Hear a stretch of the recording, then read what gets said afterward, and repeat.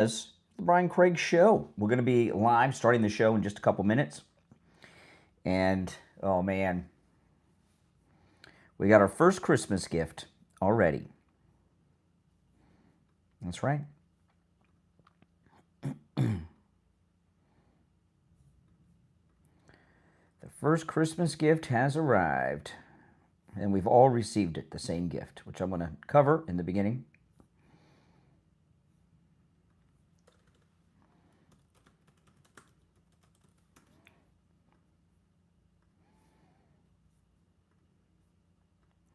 Now remember, if you want to see and hear all the video that I play, you have to go to my main stream, which is linked in the description of the video. Unreal, there we go. All right, and I will be starting shortly. Oh, man, what an exciting day, guys. What an exciting day. I'm so excited. Okay, I need this.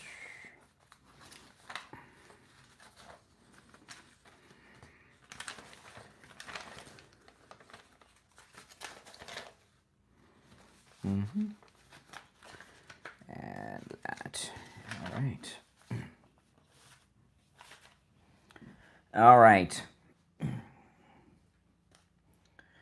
Welcome, everyone. If you're new, make sure you subscribe. Now, again, if you want to see all the audio and video that I'm going to share, go to my main live stream, which I'm going to fire up right now.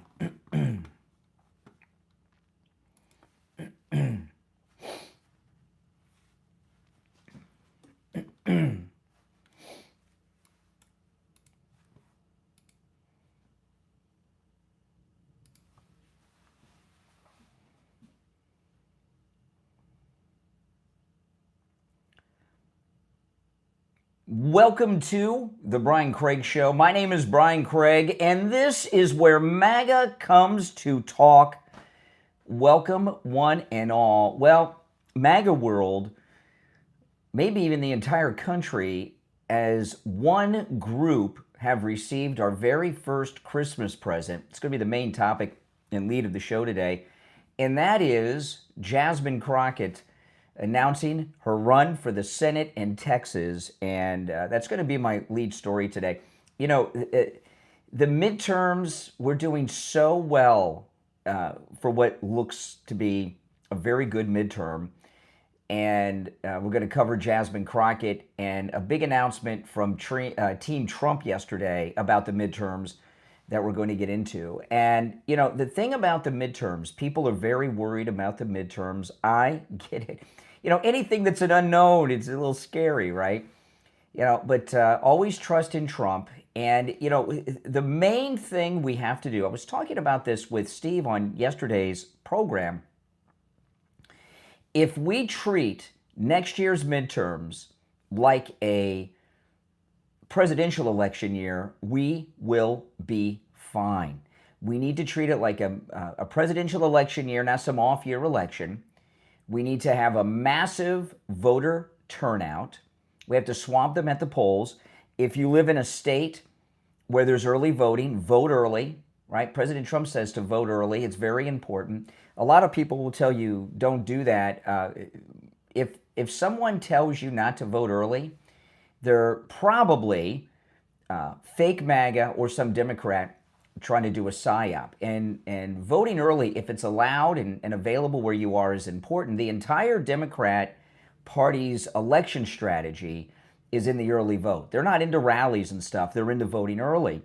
And what that does is on election day, if we don't vote early and they vote early, on election day, they are millions of votes ahead of us before we've cast a single vote, right? So we need to get out there and get as many people voting early as possible, because if they're millions of votes ahead, if they have this whole early vote strategy and our people are waiting till election day, not only do we have to catch up in one day, right, but we have to overcome them in one day. So that's a difficult thing to do. And one of the reasons we did so well in the presidential election is because we had a very good early vote game. And I voted early. And first time I voted early in many, many years. Maybe the first time I voted early in 20 years. But I'm an early voter now, and you should be too, if it's available where you are at. Okay, we're going to be on the radio in just a moment. If you're new, make sure you subscribe. All right, we're going to be, let's see here, how long do we got? If you're on hold, stand by. We've got a minute. Boy, my wife got me a new phone for Christmas, which I got early because, and I don't have the whole thing figured out. I needed a new iPhone. I had like a 3-4 models ago. It was giving me all kinds of problems. And they delivered the phone yesterday, and it was supposed to be a surprise Christmas present. But as soon as it was delivered by FedEx, I got a text message from the cell phone company saying the phone had been delivered. And I told my wife, I said, I just signed for this package. I didn't know what it was, and I got this text.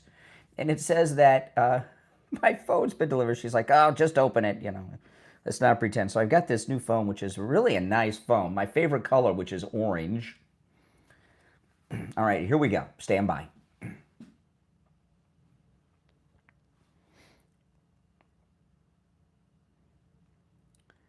Welcome to the program, everyone. My name is Brian Craig, and you are listening to Florida's longest-running radio show. Indeed, you are, the Steve Kane Show, on the radio since 1977.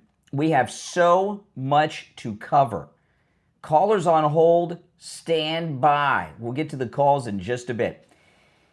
The entire country, certainly MAGA world, but maybe even the entire country, was given at the same time our first Christmas gift. And that is the gift of Jasmine Crockett announcing that she's running for the Senate in Texas. And she released this bizarro campaign video, which I'm going to go through and we'll break all this down. And this is so exciting to me. And it should be to you. And I promise you, Susie Wiles and the president did some high-fiving yesterday when this video came out of her campaign announcement. And her campaign announcement event was a disaster times infinity, Jasmine Crockett. Just total disaster, very embarrassing. So we're going to go through all of that here in the beginning of the program. So Jasmine Crockett, the Democrats have, for the past 10 to 15 years, have been desperately trying to turn Texas blue. And I get it, right? If we were to lose Texas to the Democrats, it used to be a very strong Democrat state, but things have changed. If the Democrats could turn Texas blue, we'd be done, right? I mean, it'd be very difficult in the Electoral College, but it's not going to happen. There's no chance of it happening. And Jasmine Crockett has been running for Congress in a district that is really a district that has all kinds of weird lines and everything drawn through it, a minority district. She hasn't gotten a white vote maybe ever, right? And she's catered her message on the premise that white people are bad, that white people are racist. She buys in not only just to DEI, didn't earn it, but Jasmine Crockett also buys into this critical race theory nonsense, okay? So that plays well if you're in some left-wing minority district and you're only going after left-wing racist minorities to vote for you. But when you go into a statewide race, especially in a state as big as Texas, that has a lot of people in it that are white, that message, well, it doesn't have a chance, okay? And her campaign, Jasmine Crockett's campaign, is over before it has begun. And this is great because she's going to spend this year running her mouth as she's running for the Senate. And she's going to, as we get closer to the primary day and then the general election, if she snatches out that primary, she's going to become more and more outrageous and emboldened as it goes, which really is desperation. So when Maybe if you were running in a liberal state like, Vermont or California or Massachusetts or something, maybe in those kind of states, you could get idiot white people to vote for you with you going around telling them how evil and racist they are all day. That's not going to fly in the state of Texas. And what's going to happen during this pathetic campaign of Jasmine Crockett's, as she goes through the state in this hopeless campaign, the outrageous comments she makes are going to go viral, not just online, but in the mainstream media. And Jasmine Crockett, with her racism, very hardcore anti-white racism, her critical race theory, and DEI and all this stuff, it's going to go viral in the mainstream media. And every time she speaks is going to be like a Republican commercial. Vote Republican. Listen to Jasmine Crockett. It's a very similar thing going on in New York City with Mamdani. Mamdani put out this video over the weekend telling federal fugitives from justice, these are the illegal aliens, he told federal fugitives from justice how to avoid capture from federal agents, from ICE, when they come to New York, which is a crime. You cannot harbor federal fugitives and you cannot aid in their escape from federal agents. That's obstruction of justice and who knows what else. So this is great. So we got a good strategy here. Let Mamdani be Mamdani and let Jasmine be Jasmine. If we let Jasmine Crockett go through Texas and we have Mamdani in New York, running through New York, doing all kinds of crazy things like he's already doing, on top of some things that came out of Team Trump for the midterms, which I'm going to get to later in the program, we're going to hit a home run where we might not only maintain control of the House and the Senate, we may gain, actually. So let me go through her first. Let's start with her campaign launch video, which is really weird. It's just her standing there playing some audio of our favorite president, Donald Trump, talking about her. And it starts with her showing herself in a profile, standing there, and then she turns to the camera and makes all kinds of weird gestures. So let me just rewind it here, and we'll go through this. Jasmine Crockett's announcement campaign video. How about this new one they have? Their new star, Crockett. How about she's the new star of the Democrat Party, Jasmine Crockett. They're in big trouble. But you have this woman, Crockett. She's a really low IQ person. I watched her speak the other day, and she's definitely a low IQ person. Crockett. Oh, man, oh, man. She's a very low IQ person. Somebody said the other day she's one of the leaders of the party. I said, you got to be kidding. Now they're going to rely on Crockett. Crockett's going to bring them back. Okay, this is very strange. And, one thing about millennials and Gen Z, they have zero sense of humor. They do not understand sarcasm. President Trump is insulting her in every one of those statements in a pretty hardcore way. And here's something. So her whole campaign strategy and her whole campaign platform is Donald Trump insulted me. Well, I've got news for Jasmine Crockett. Jasmine Crockett is the most popular president this country has ever had. That's right. He's also the most popular elected official in the United States right now. People love President Trump. He didn't only win the national election last year, he won the popular vote and he won all the battleground states. On top of that, and this is another thing Jasmine Crockett doesn't understand, next year is the year of Trump, right? In the summertime on July 5th, parents are going to have the Trump accounts for their children, and sometime over the summer, every American is going to get a $2,000 check, our profit sharing, from the tariffs, the import taxes from President Trump, $4,000 for married couples. So you're talking about the most popular politician in America today and next year doesn't like you, and you're gonna go to victory on that, running against his policies in a border state that was part of Invasion USA. Texas has been on the front lines of Invasion USA from the southern border before it was even a national issue, right? So, border skirmishes and invasions from Mexico have been a problem with Texas before it was even a part of the United States.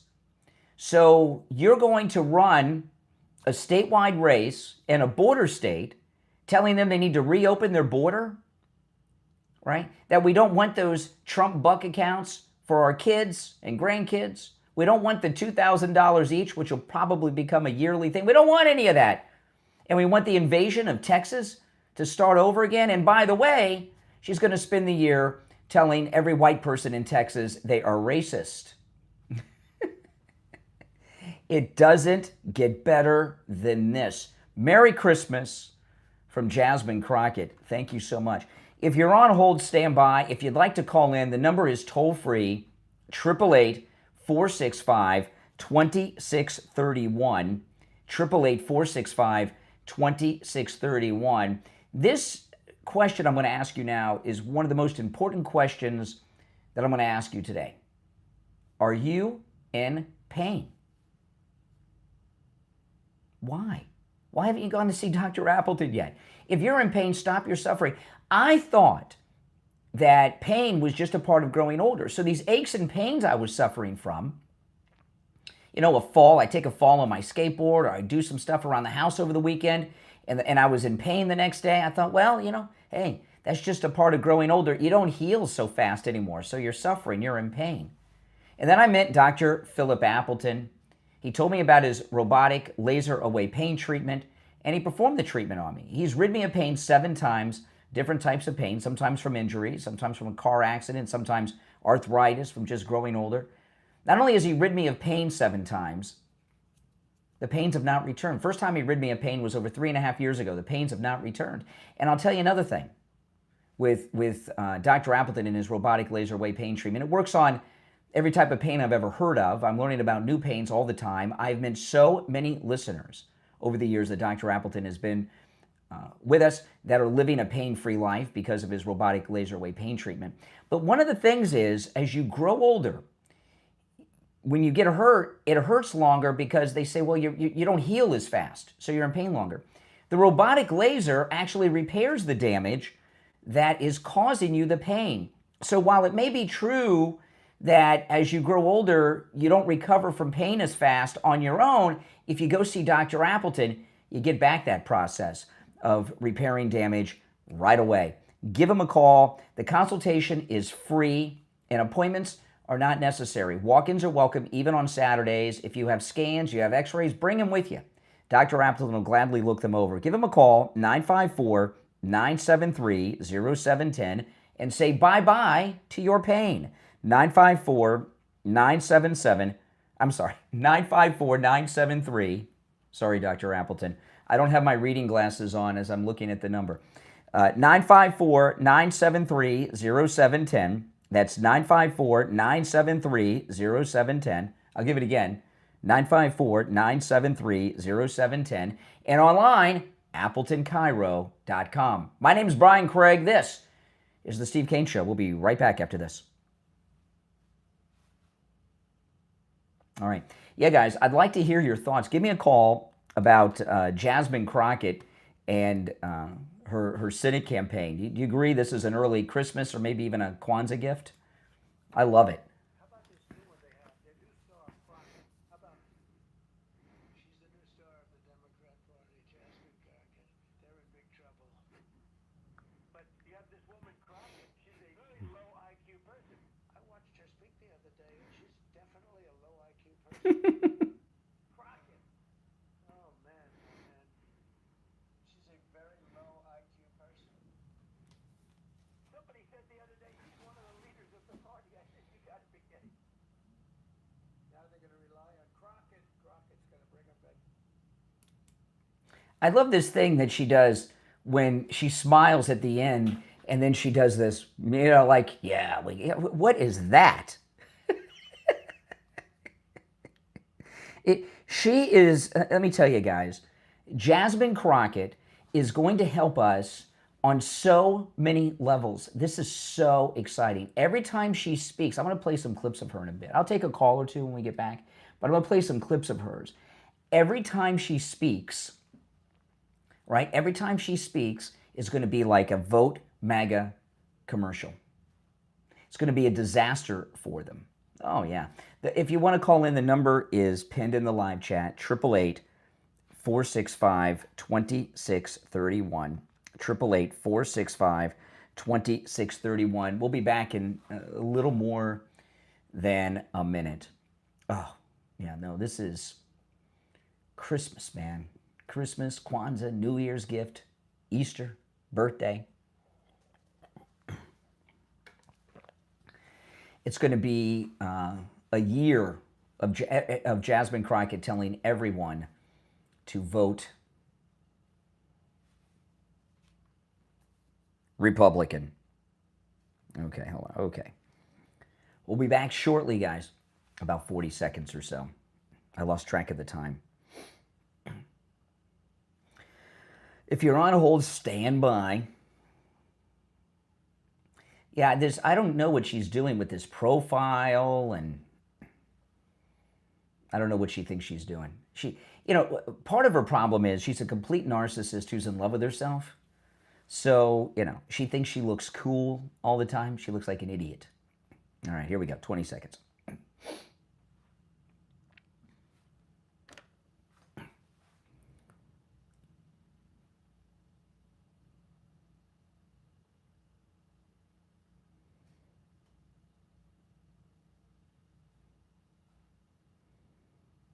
Welcome back, everyone. My name is Brian Craig. It's the Steve Kane Show, Florida's longest running radio show. Our number's toll free, 888-465-2631. You're on the air. What's your name? Where are you calling from? Good morning, Brian. Doc from Texas. Oh, hey. Hey, man. How are you this morning? Oh, I'm so excited over Jasmine Crockett's announcement that she's running for Senate in your state. I'm doing very well.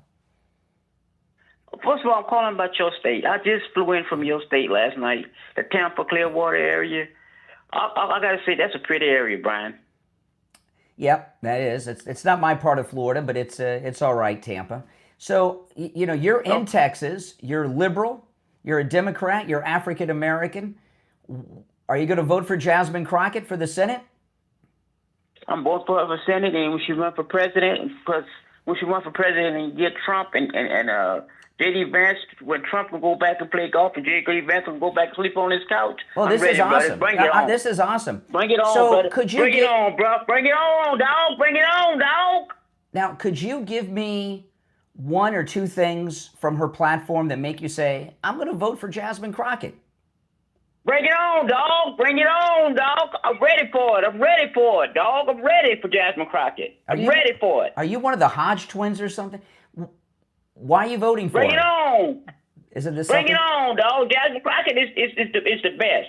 So She's a beautiful black woman. She's a smart, intelligent black woman, like Trump, that's sorry, that lies like a dog. And this morning, I was just watching Morning Joe. He said something yesterday, and they brought back tapes from the other day saying that, why does Trump lie so much? Mm-hmm. If you got so let me ask you. You said something that I'm curious about. Okay, now you can't tell me anything that she stands for, but you said she's bring it on, bring it on. She's a good woman, good black woman. She's gonna be a good person. Bring it on, dog. Bring it on. You said she's a beautiful black woman.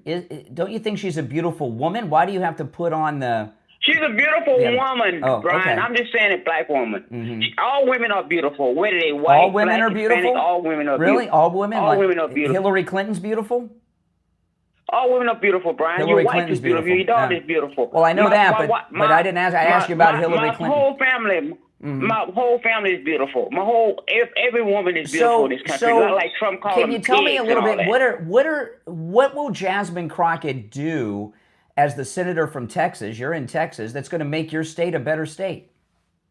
She's going to make it to where she's going to make it this a great state. Just like Trump I know. She's going to make it she's going to make it a great state. But what is she going to do to make it a great state? I thought it was already great. She's going to do so much. She's going to do so much. I don't even want to name it all right now because you don't have enough time. Don't you feel stupid?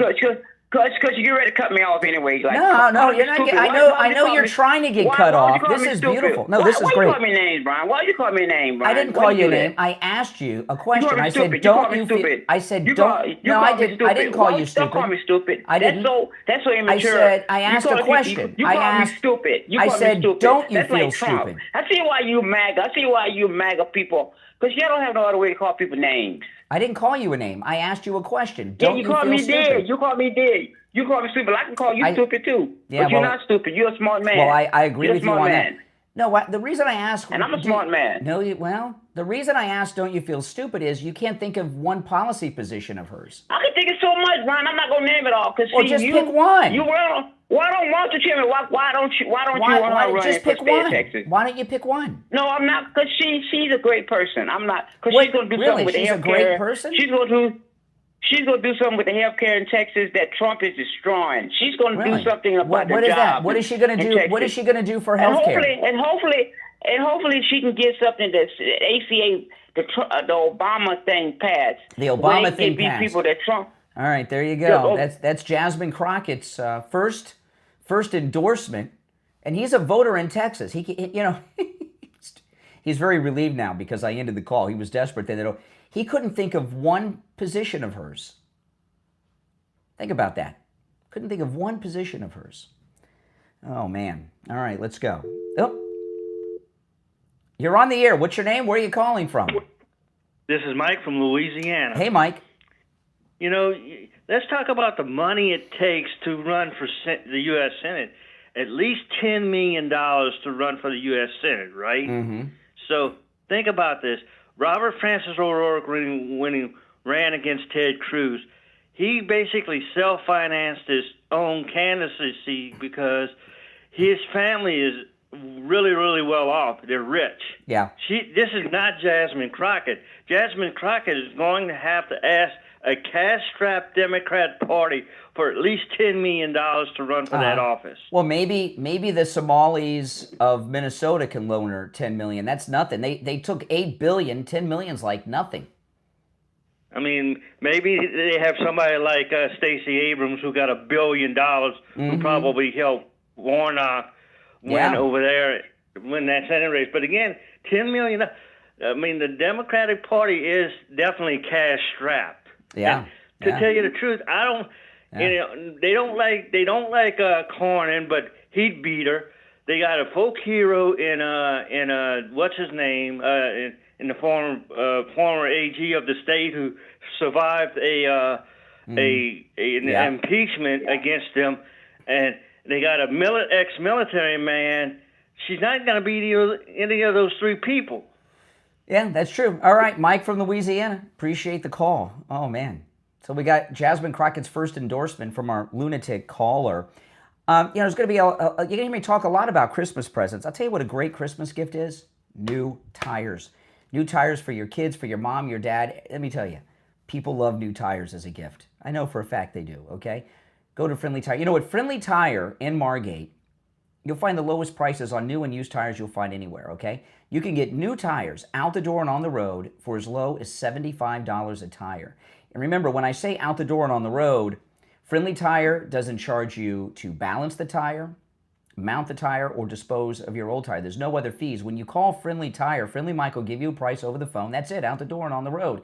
And as low as $75 a tire for brand new tires, that's on common sizes for some of the most popular vehicles on the road today.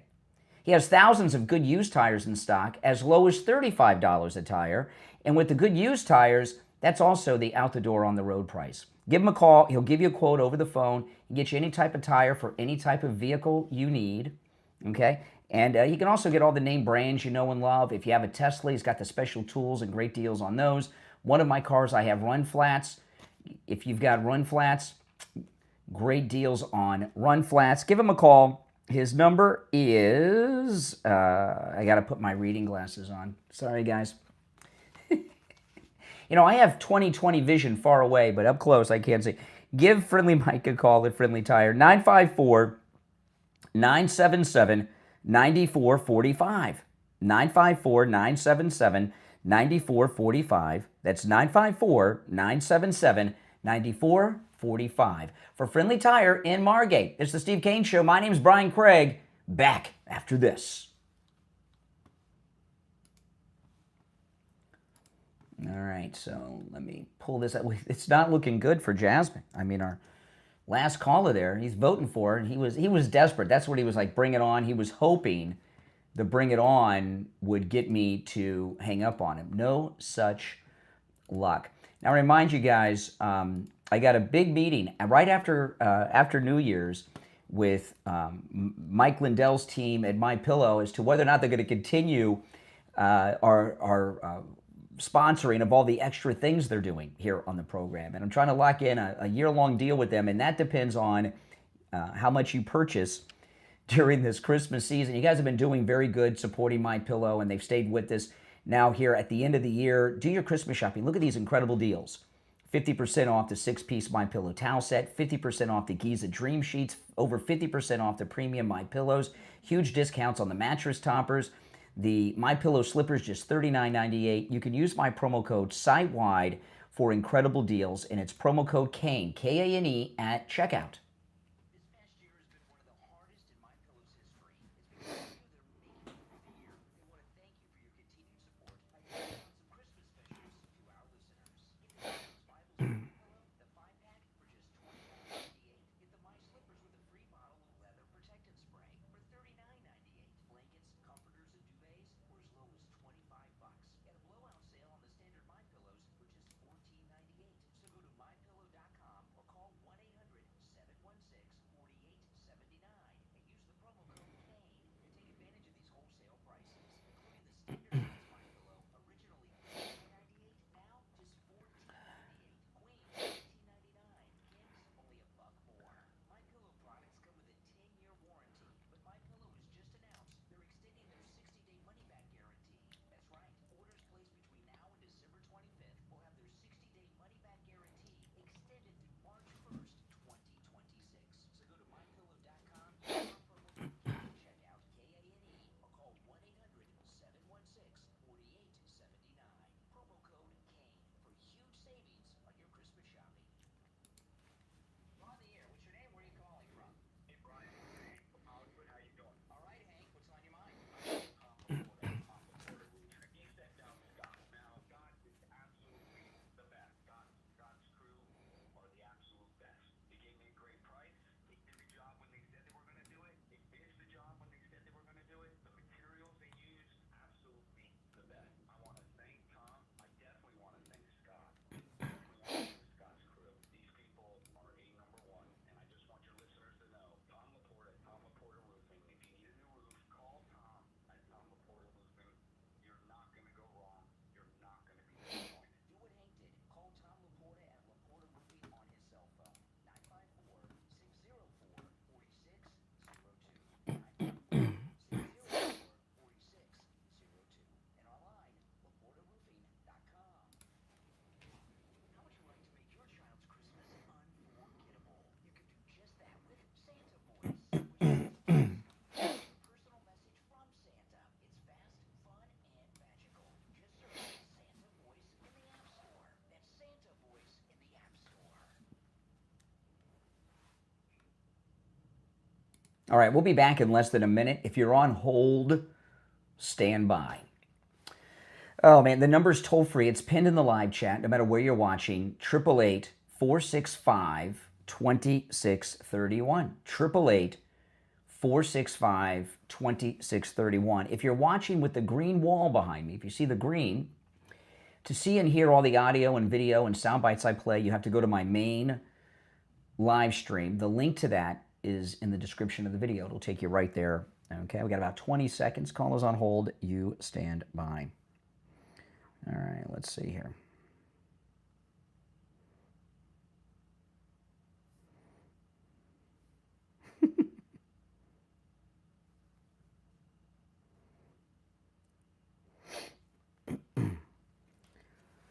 Welcome back, everyone. My name is Brian Craig. It's the Steve Kane Show, Florida's longest running radio show. We're celebrating our first MAGA victory. Jasmine Crockett running for Senate in Texas. This is great. The gift that keeps on giving. You're on the air. What's your name? Where are you calling from? Hi, Hi, good morning. This is Maria from Florida. Hey, Maria, what's on your mind? Hey, how you doing? Well, how's everything going? It's going well. It's going well. How are you? I'm good. I'm good. Just doing my regular around 30 minutes walk, and that's it. Oh, okay. But I wanted to say, Crockett is running for the Senate. That is a joke. Yeah, that's a hateful woman, and I am a black woman. Now, we'll listen to that caller, and I have a message for that caller. You want to talk about a black woman? Well, you have to have something that you've done while you was in Congress. You know, you have to put up or either shut up.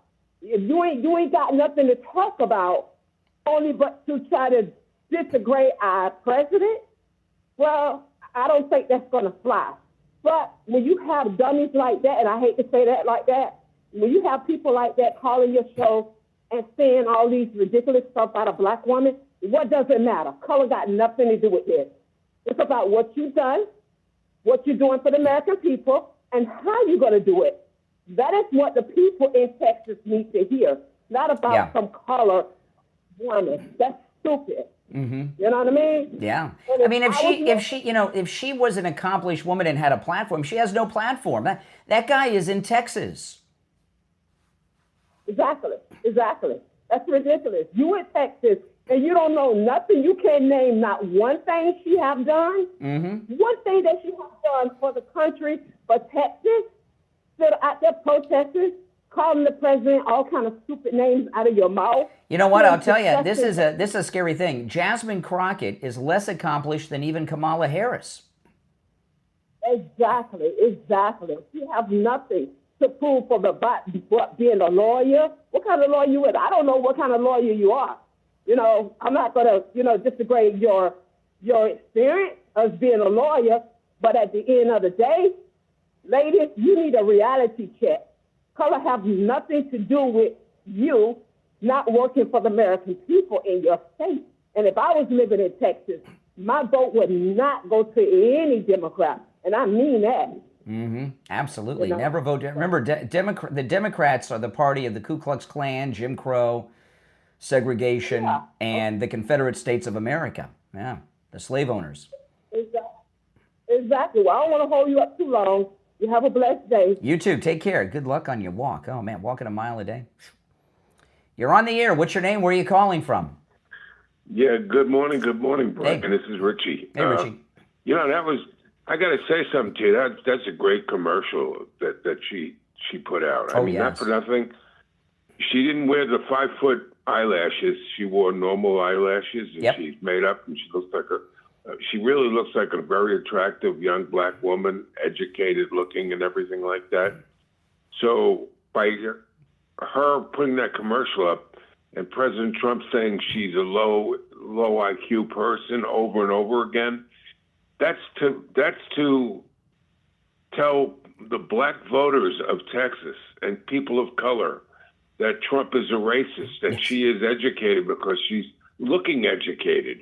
Yeah. But the only problem is when she opens up her mouth, you have to try to figure out who's going to show up, the college graduate, soft-spoken, or the ghetto big mouth. Yeah. Who's going to pop up, Jasmine? Are you going to use the ghetto talk or the big mouth ghetto talk? Or are you going to be the soft-spoken, college-educated, eloquent speaking black woman, educated? Yeah. She's two candidates, Brian. She's a phony. Mm-hmm. That's the biggest. Biggest thing is she's only a been in Congress. Actually, she's only been in Congress a couple of years.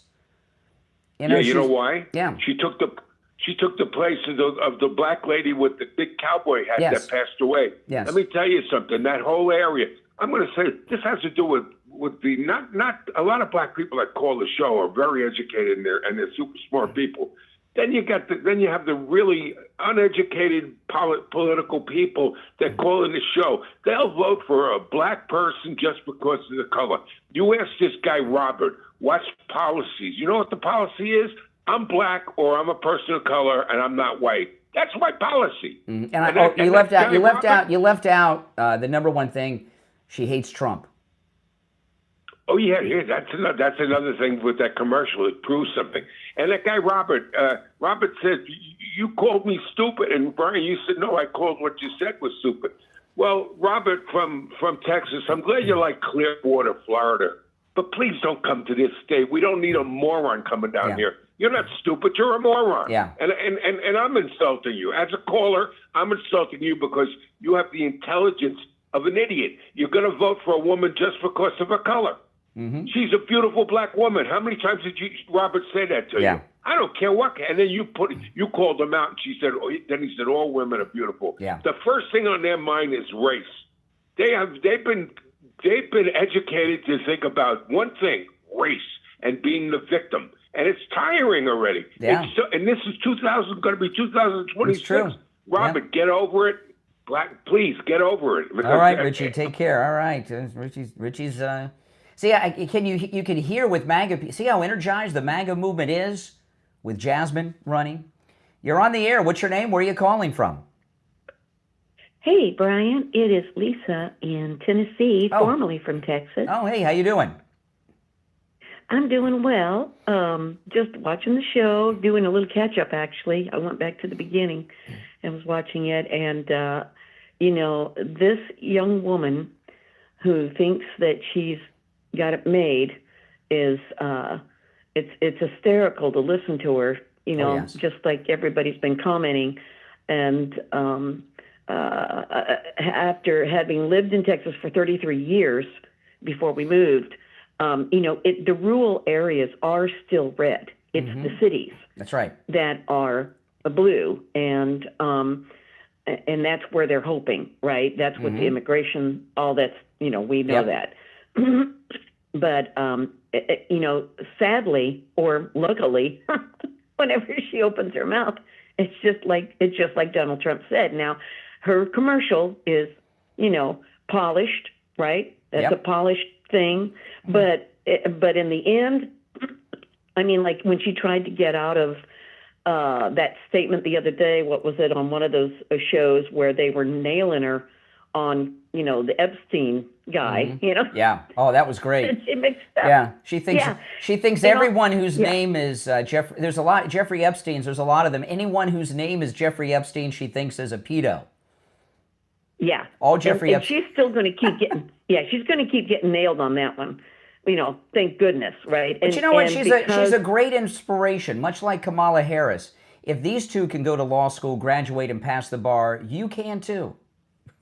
Oh boy, isn't that the truth? That's hysterical.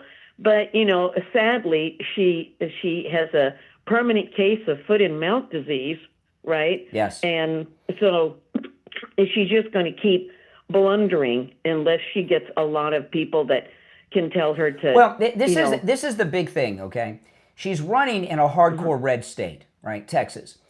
It is. And all she talks about is how bad white people are. And by the way, how shutting down the border and ICE are evil. That's all evil too.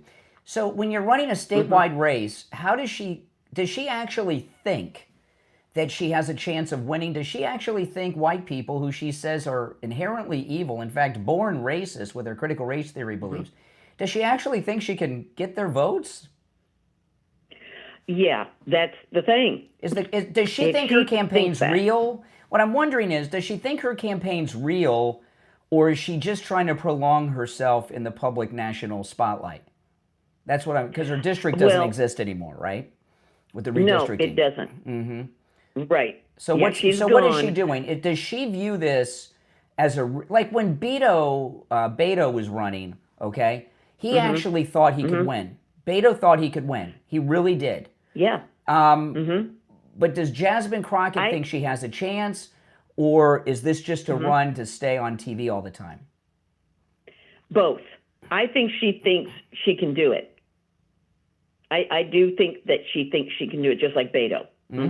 Yeah. But she won't. She's going to go down in flames because, like I said, she's got the diarrhea of the mouth problem, and she can't stand up for anything other than what the Democrats always run on, and everybody's tired of that now. Well, and especially in a state like Texas that's been on the front line. Mexico's been at war with Texas since before they were a state, right? They had the War of Texan independence and everything else.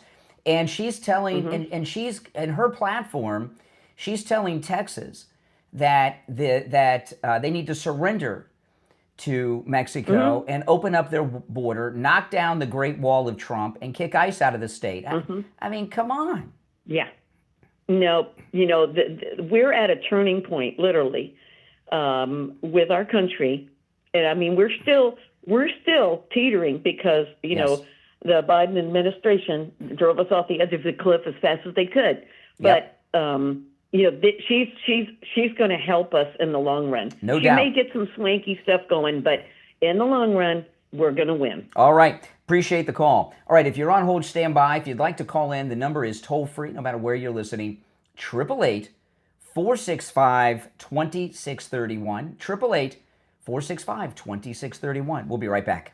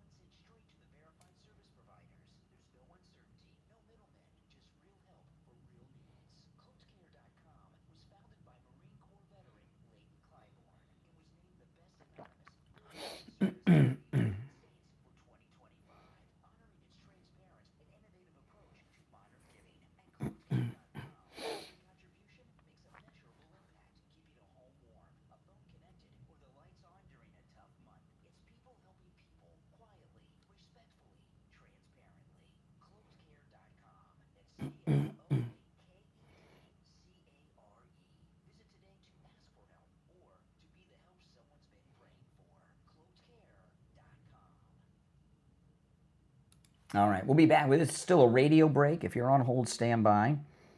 We'll be back in just over a minute. Yeah, that's a good question, though. I'd like to hear your thoughts on it. Does Jasmine Crockett believe she can win this race, or is she just trying to stay in the public eye? What do you guys think? Does she think she can win it, or does she think this will just keep her in the public eye, right? So what do you guys think? She, these people that, they can be pretty narcissistic, and she surrounds herself with people who tell her how great she is. All right. A little more than 30 seconds, and we'll be back. If you're on hold, stand by. Yep, the number is 888-465-2631. 888-465-2631. At the top, there was a big announcement from Team Trump that I'm going to get to after the top of the hour. Huge about the midterms. All right, stand by.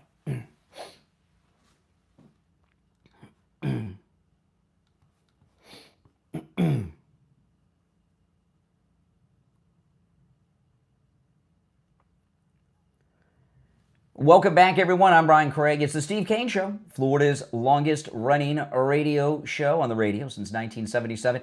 We are celebrating Christmas a little early, guys. Jasmine Crockett in her Senate run. This is Jasmine Crockett on the all-new MS Now, the lowly rated cable network formerly known as MSNBC.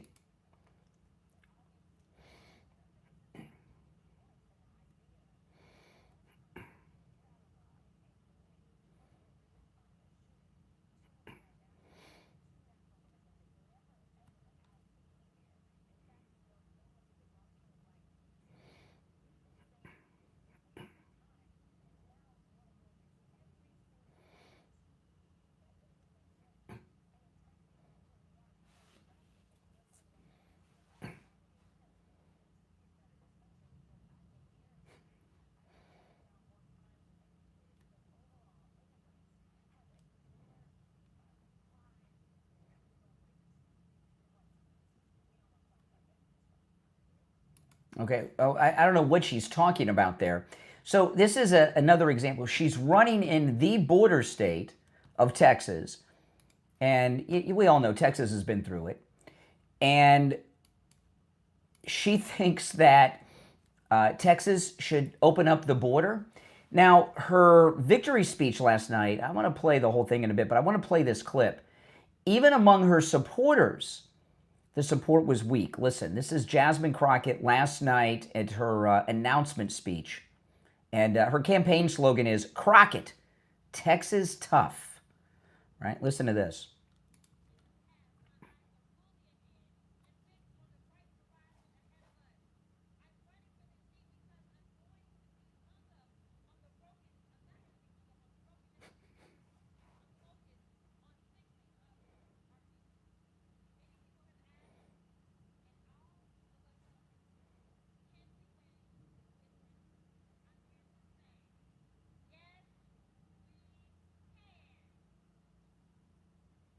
Hear that? She's got like 3 people. Do you hear that? But I know a lot of fumbles there, a lot of mispronunciations, wrong words, messed up her lines. But she's got about 3 people that are cheering her on.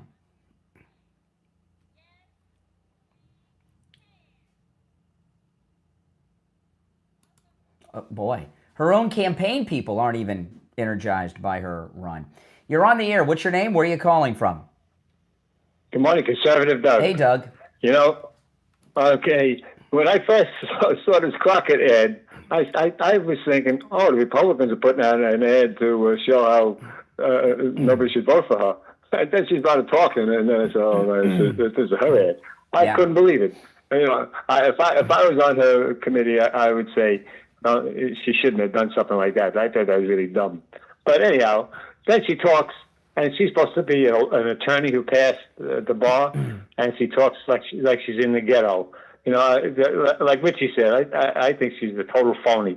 Anybody puts that on is... Well, the phony thing is, the ghetto thing's phony, okay? That's right. Her family is wealthy. She went to private school. She's well-spoken and educated, but she's just been doing this to pander and get votes.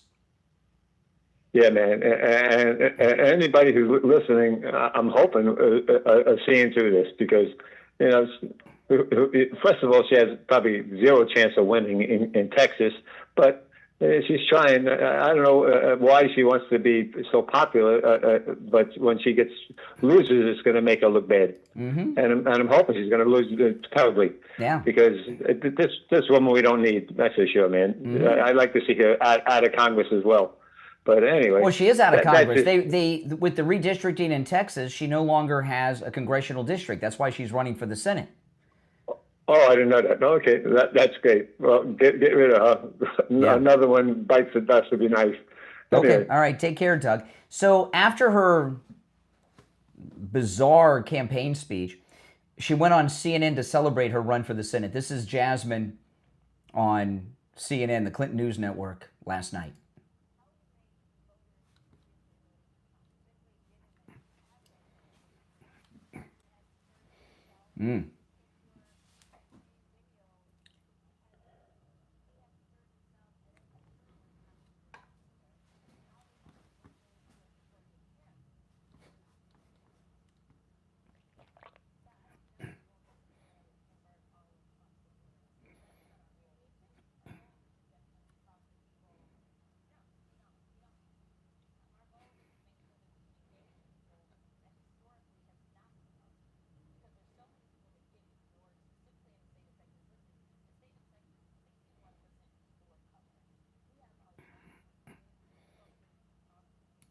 So she's playing the race card. She thinks she's got like the OJ jury is going to vote her in.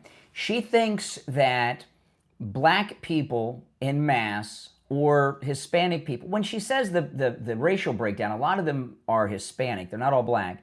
But she thinks non-white people are going to vote for her because she's not white. Well, that may be true with that lunatic I talked to in the first segment.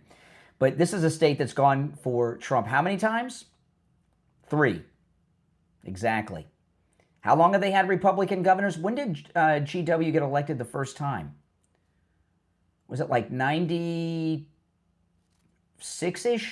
When did George W. Bush become governor? They've been Republican since then. We got a state that's been Republican for 30 years.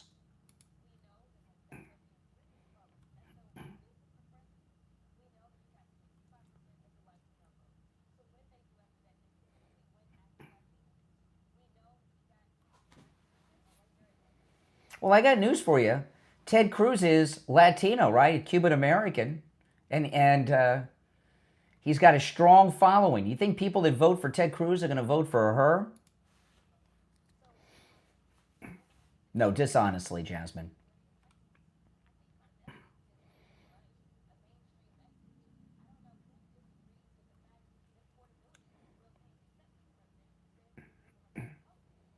It is.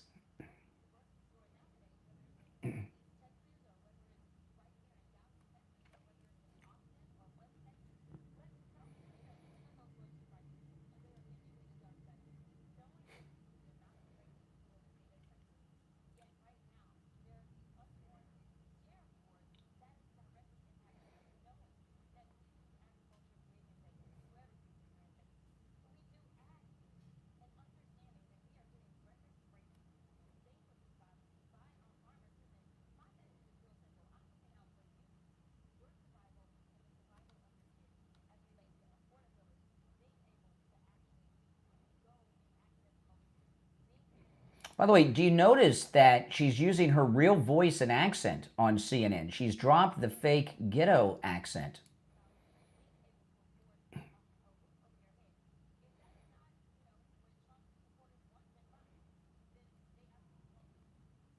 That's right, they won't.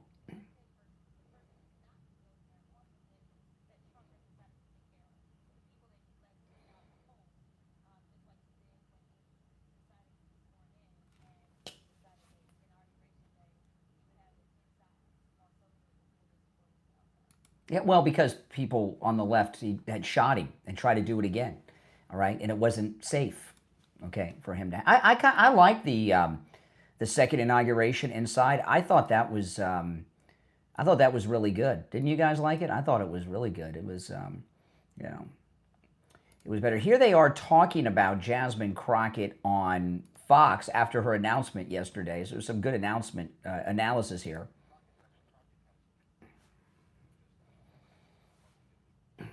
That's right.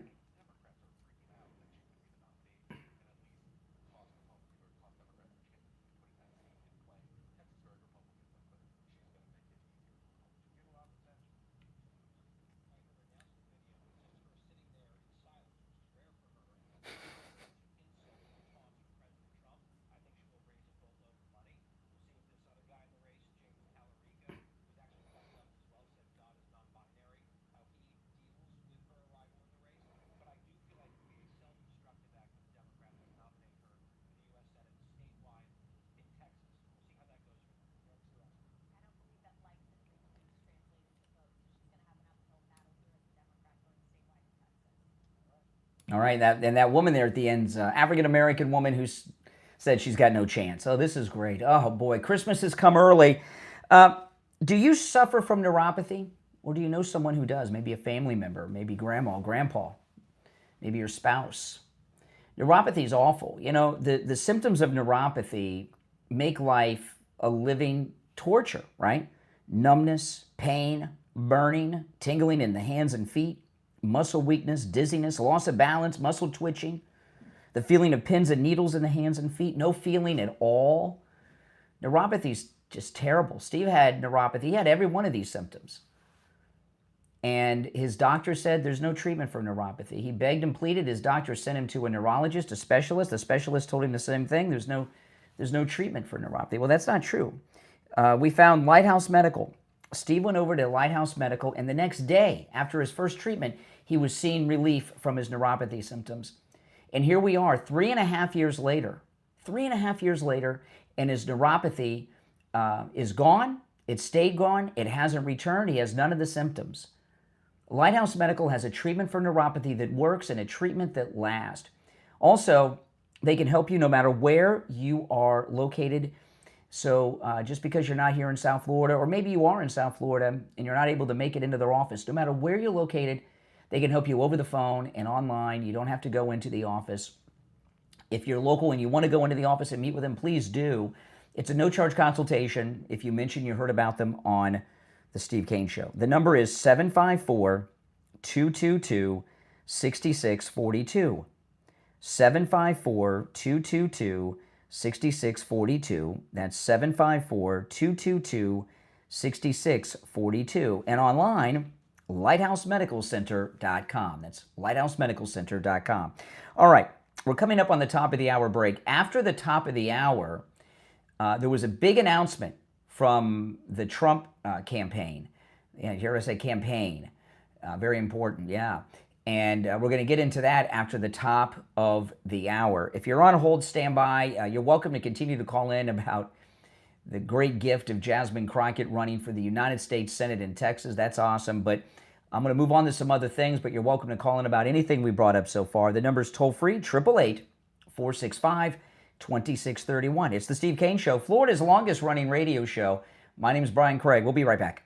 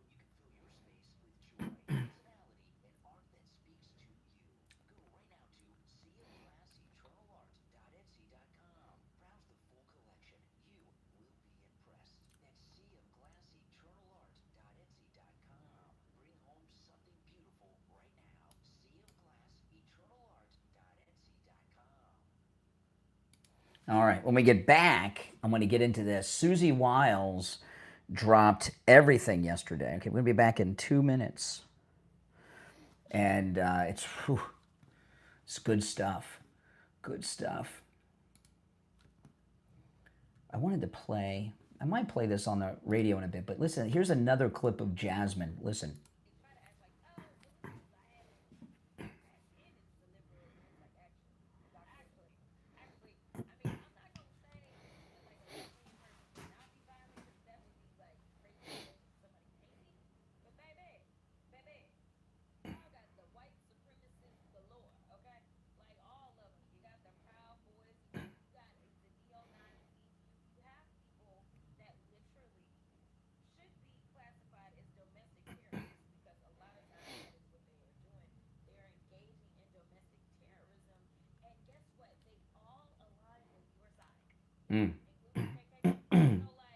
Wow.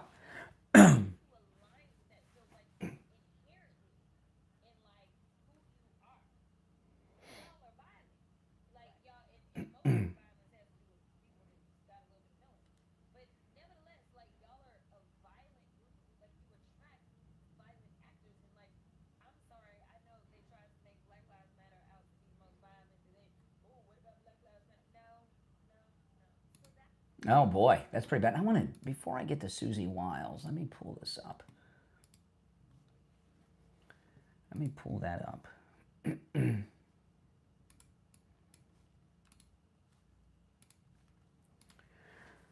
All right, stand by.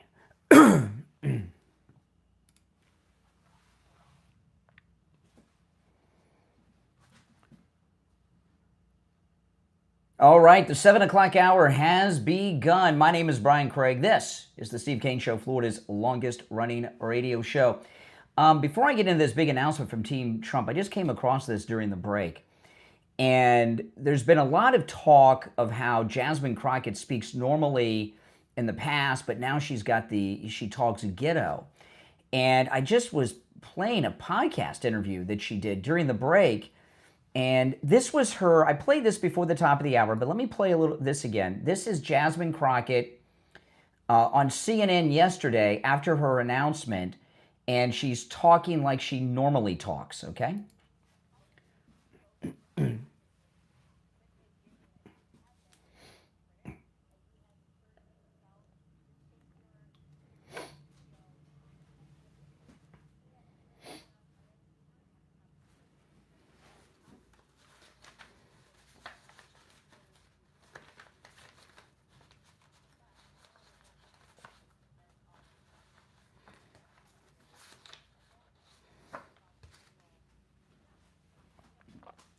Here, this is Jasmine Crockett, like in her regular voice. Now listen.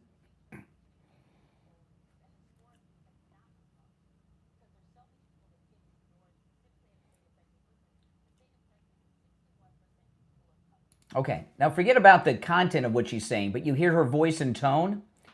That's her normal voice. That's how this is the fake, I would consider to be racist, ghetto accent she does.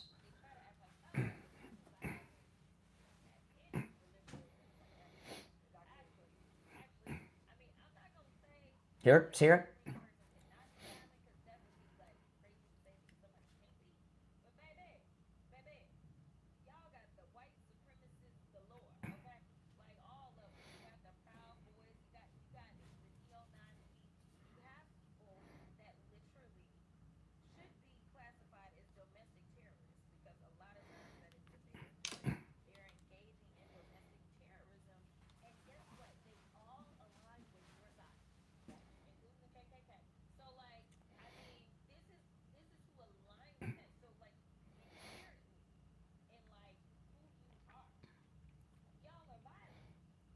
Yeah, y'all are violent.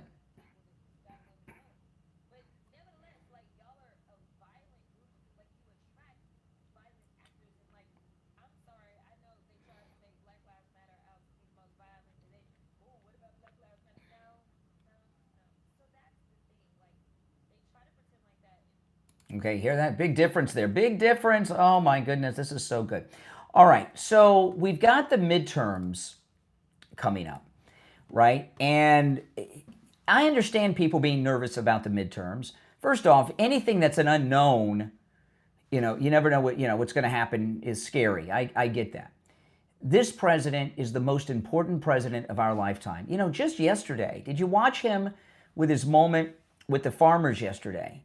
This was an amazing thing. And I wasn't expecting the farmers event to be all that exciting. It's farmers, and he was giving them, $11 billion, part of what the government has made from the import taxes, the tariffs to help these farmers. And it was very exciting. I couldn't stop watching it. It was amazing. And I was not expecting that. And what came out of that, that was a lot. But one of the things was this, right? Sitting to President Trump's left was a lady who's a rice farmer. Her and her 4 sisters have inherited the family rice farm in Louisiana. And there were some other farmers there too with different types of things. And she said that there are other countries that are dumping cheap rice in the United States, and it's making it so that these American rice farmers cannot compete. And he said, can you give me the names of the countries? She said India, China, Thailand. She said, she talked about one of them, it was India, are dumping massive rice, a very cheap rice, in Puerto Rico. And, you know, and with Hispanic food, rice is a big part of that. And what President Trump did, she said there's other countries. He says, can you give me the complete list? She says, yeah. Then President Trump looks over to Scott Bessent, who's sitting 2 chairs down, the Secretary of Treasury, and he gave an order to the Treasury Secretary. He said, and this was amazing, never seen anything like this. President Trump said, he says, are we done with the trade negotiations with India? He says, no. He says, take care of this. And he told her, he said, well, I'm going to take care of that right now. He says, this is why we need to have immediate authority with the tariffs to get things done. That's why the Supreme Court is. There was another guy, I didn't catch who he was or what is it. He was talking about selling timber in Europe and how the EU was putting up obstacles to the timber business. And President Trump said, he says, can you write that up in 2 paragraphs, get it to me? He says, I'll call the EU and we'll take care of it. I've done a lot for them. They'll do this for us. We saw the President of the United States, you know, Jasmine Crockett was mentioning helping farmers. We saw him not only help American farmers in real time, right, with the import taxes and then this thing with the EU. We saw him giving, which gives them relief and help. We saw him actually giving orders to one of the most senior cabinet positions, the Secretary of the Treasury, right there to take care of this tariff thing on the rice, and then this thing with the EU. And you could see Scott Bessent writing down, and you know it's already been done. Not only is this the most transparent administration, we've never seen anything like it. I mean, when have you seen, other than President Trump, when have you seen a president of the United States give orders to a senior member of his cabinet on something so important that directly and immediately helps Americans? And for all of these people who say, oh, I don't support Trump, I'm America first, what are you talking about? You know, of course he's America first. I've never seen a president do something so American first and America first than he did yesterday with these farmers. Never seen anything like it. Immediate, boom. And you could see the relief on the rice farmer's face, her whole body language. She was like, oh, great, now they can compete again. Because India and these other countries, with the rice, dumping it really cheap, has put them almost out of business. I've never seen anything like it. It was amazing. So the midterm elections, of course, we're all nervous about the midterm elections. I get it. Hey, listen, anything that doesn't know, I'm nervous. But President Trump unveiled a new strategy, which I'm going to share after the break. I'm going to get into this. This is amazing, what the president is going to be doing for the midterms. So any of you out there that are worried, President Trump, he's going to take care of it. Don't worry, okay? And when after the break, I'm going to get into this and break it down for you. If you're on hold, stand by. If you'd like to call in, the number's toll-free, 888-465-2631, 888-465-2631. I want to tell you about another great Christmas gift that you can get, and that's the Sloman's Home Security offering with a free home security system and free professional installation, as well as 24/7 central station monitoring. You get all that for just $24.95 a month for 5 years. This makes a great Christmas gift for yourself and your family and your home, but also you can get this for people outside your home, your parents, your grandparents, your adult children living outside the home. It's a great deal. $24.95 a month, locked in for 5 years. Wow. It's a free home security system and professional installation, absolutely free. Your Sloman's Home Security System includes a touchscreen keypad, 3 door window sensors, a motion detector, notifications, and remote keypad access, so you can check in anytime from anywhere. Give them a call right now, 833. By the way, give them a call no matter where you're located, 833-283-5050. 833-283-5050. That's 833-283-5050. We'll be right back.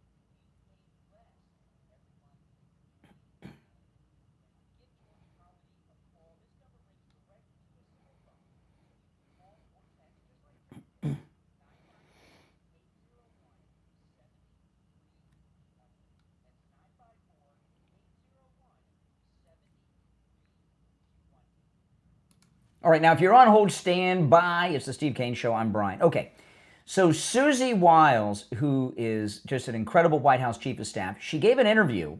She did a podcast interview on something called The Mom View, and she talked about the midterm campaign strategy. And oh boy, this is exciting. So if you're on hold, don't go anywhere. If you'd like to call in, you're welcome to call in about anything we've brought up so far. 888-465-2631. 888-465-2631. Here's Susie Wiles. This is beautiful.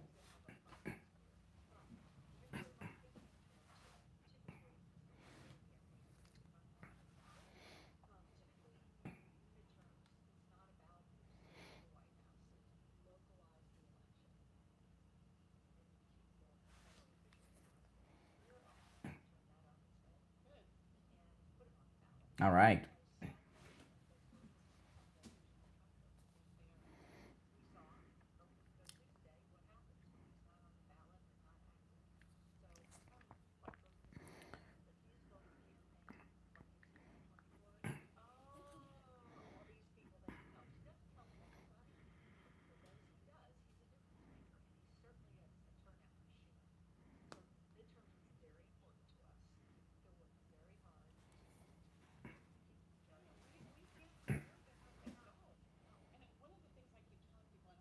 Okay, so, I mean, this is just amazing. So what Susie Wiles is telling us is that they're going to run a presidential campaign year in the midterms, which has never been done before.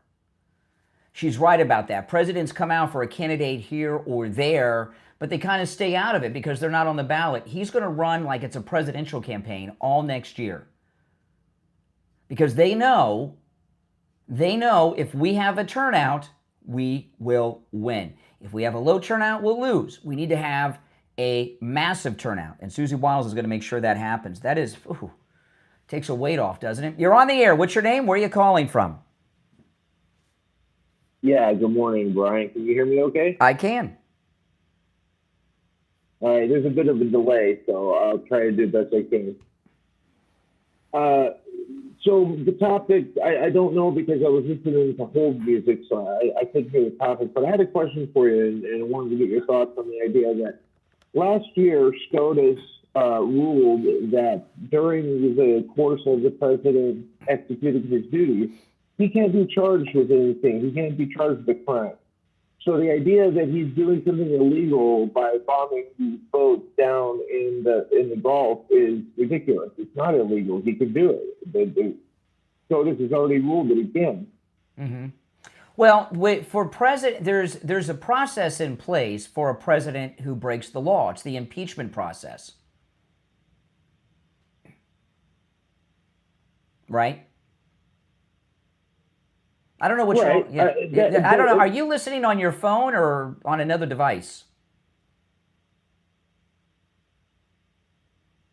See the delay? Yeah. You got to listen on your. You got to listen on your phone. You can't listen on whatever device you're listening to because there's a delay. You got to listen on your phone receiver.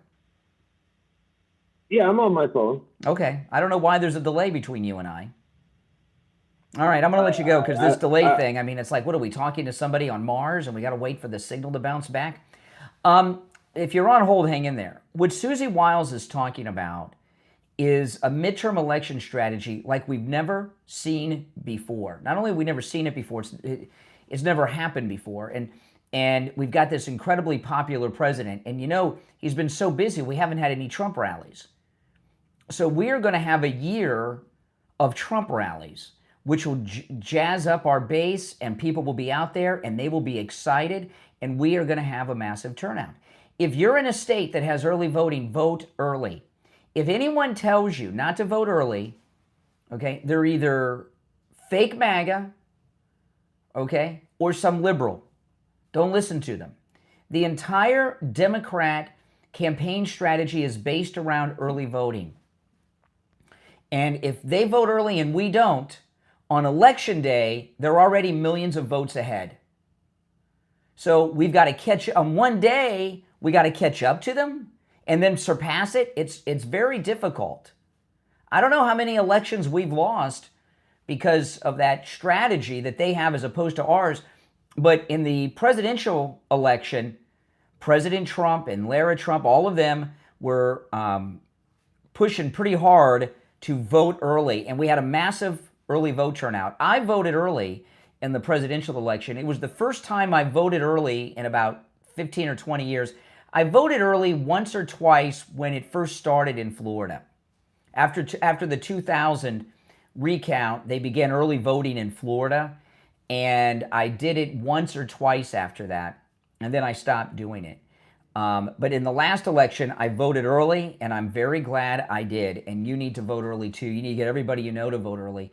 Next year is not a midterm election season. It's a presidential election season. Because if we lose the Congress, I was just talking to the last caller there, Mr. DeLay. If we lose the Congress, they're going to impeach him like every week. It'll bring the entire country to a standstill. And we can't let that happen. And the way we stop it is with a massive turnout, we could gain seats in the House. It is entirely possible for us to gain seats in the House and in the Senate, not just maintain control, but gain a larger majority if we have a larger turnout than they do. And we've got the President of the United States who is incredibly popular. And people are missing and itching for a Trump rally. I haven't been to a Trump rally. There haven't been any Trump rallies, right? Now, there'll be one coming soon to a town near you, okay? And I'm looking forward to going to a Trump rally again. Aren't you? All right. If you're on hold, stand by. I want to talk about Coastal Weight Loss Secret. I lost over 35 pounds with Coastal Weight Loss Secret. My goal was 25. I lost that in the first 3 weeks. I lost over 35 pounds total.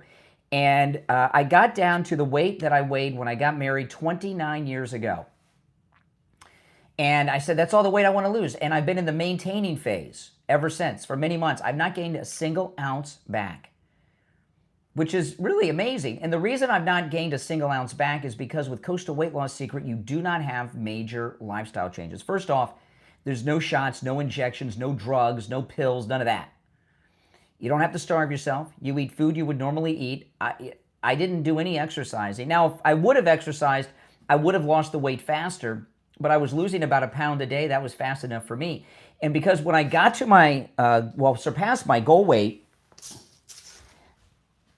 maintaining it is easy because I didn't have those big lifestyle changes. It's amazing. Call Coastal Weight Loss Secret. They can help you no matter where you're located. We have had listeners from all over the United States call Coastal Weight Loss Secret and are losing weight.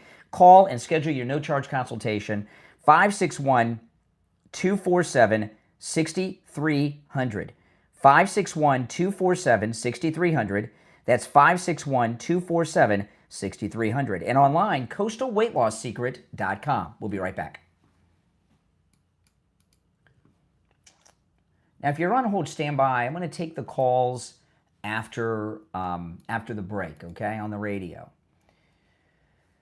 But let me pull this up. This one here, this will crack you up. Look at this. This is Michelle Obama. Listen to this. This is the Amy Poehler podcast. Who is lining up to get advice from Michelle Obama? Who wants any advice from Michelle Obama? What has Michelle Obama accomplished? What has she ever done? People line up for my advice. And you're walking away like I'm stupid.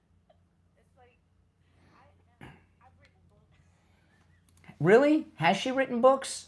Or were those ghost written for her? What do you think? Do you think she's written those books, or were they ghost written? People line up for my advice. And you're walking away like I'm stupid. It's like, I've written books. I've given speeches. People line up for my advice. And you're walking away like I'm stupid. It's like, I've written books. I've given speeches. Oh my goodness. You talk about being completely unaware of who you are and what you are. She is the least self-aware person that I think I've ever seen. Pretty bad, isn't it? Oh my goodness. We'll be right back.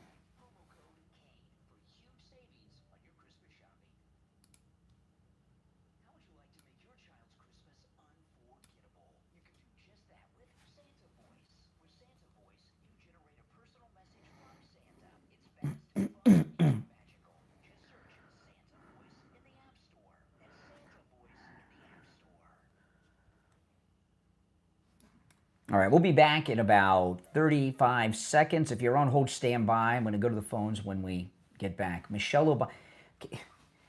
How crazy is that? You know, people ask her for her advice just to make her feel good and to suck up to her. They have no... What would you really go to her for advice on? I've written books, you know, with a ghostwriter. My goodness.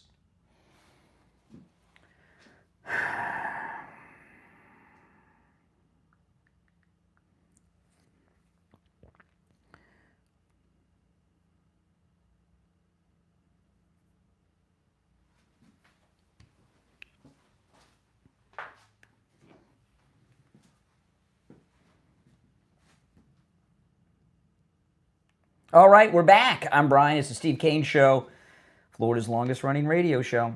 You're on the air. What's your name? Where are you calling from? Yeah, Jay from Jersey. Oh, hey, Jay. Hold on, Jay. Let me answer these lines coming in. What's up, Jay from Jersey?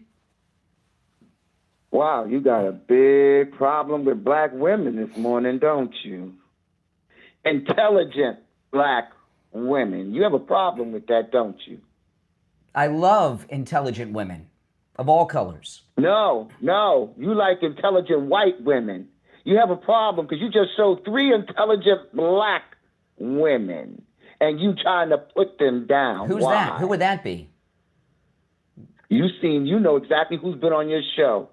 Who? Crockett, Michelle Obama, and this reporter that pulled Trump's mess out when he sat in front of her and lied. She said, "You said it." He did say it. So maybe you can help me. Jasmine Crockett's running for Senate. Can you tell me one thing on her platform that would make someone vote for her, that she's going to make life in Texas for Texans better? Okay, I'm going to tell you.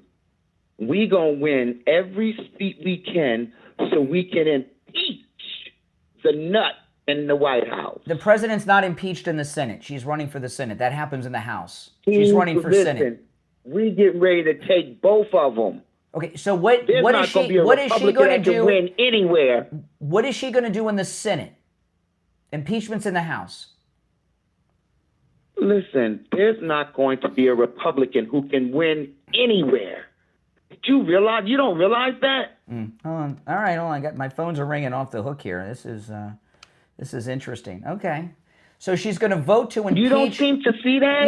You say she's going to vote to impeach Trump, even though she's going to be in a different part of the government where they don't vote to impeach. Once we win, we're going to either use the 25th Amendment or impeachment, and we're going to get the 25th Amendment. How does that work? I don't know how it works. Whichever way it works, we could get him out. Well, if you don't know how it works, how do you know you're going to be able to use it to get him out? Because they tried to use it on him before when he was president. No. Okay, so let me get this straight. You want to stop making America great again and remove Trump from office. Where is he? Where is it great again? The racism, the concentration camps, the Germany all over again, snatching people off the street.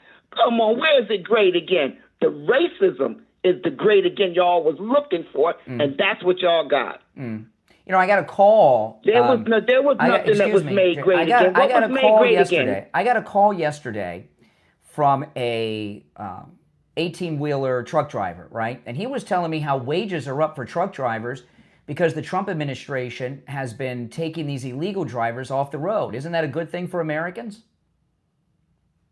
Well, what about the farmers?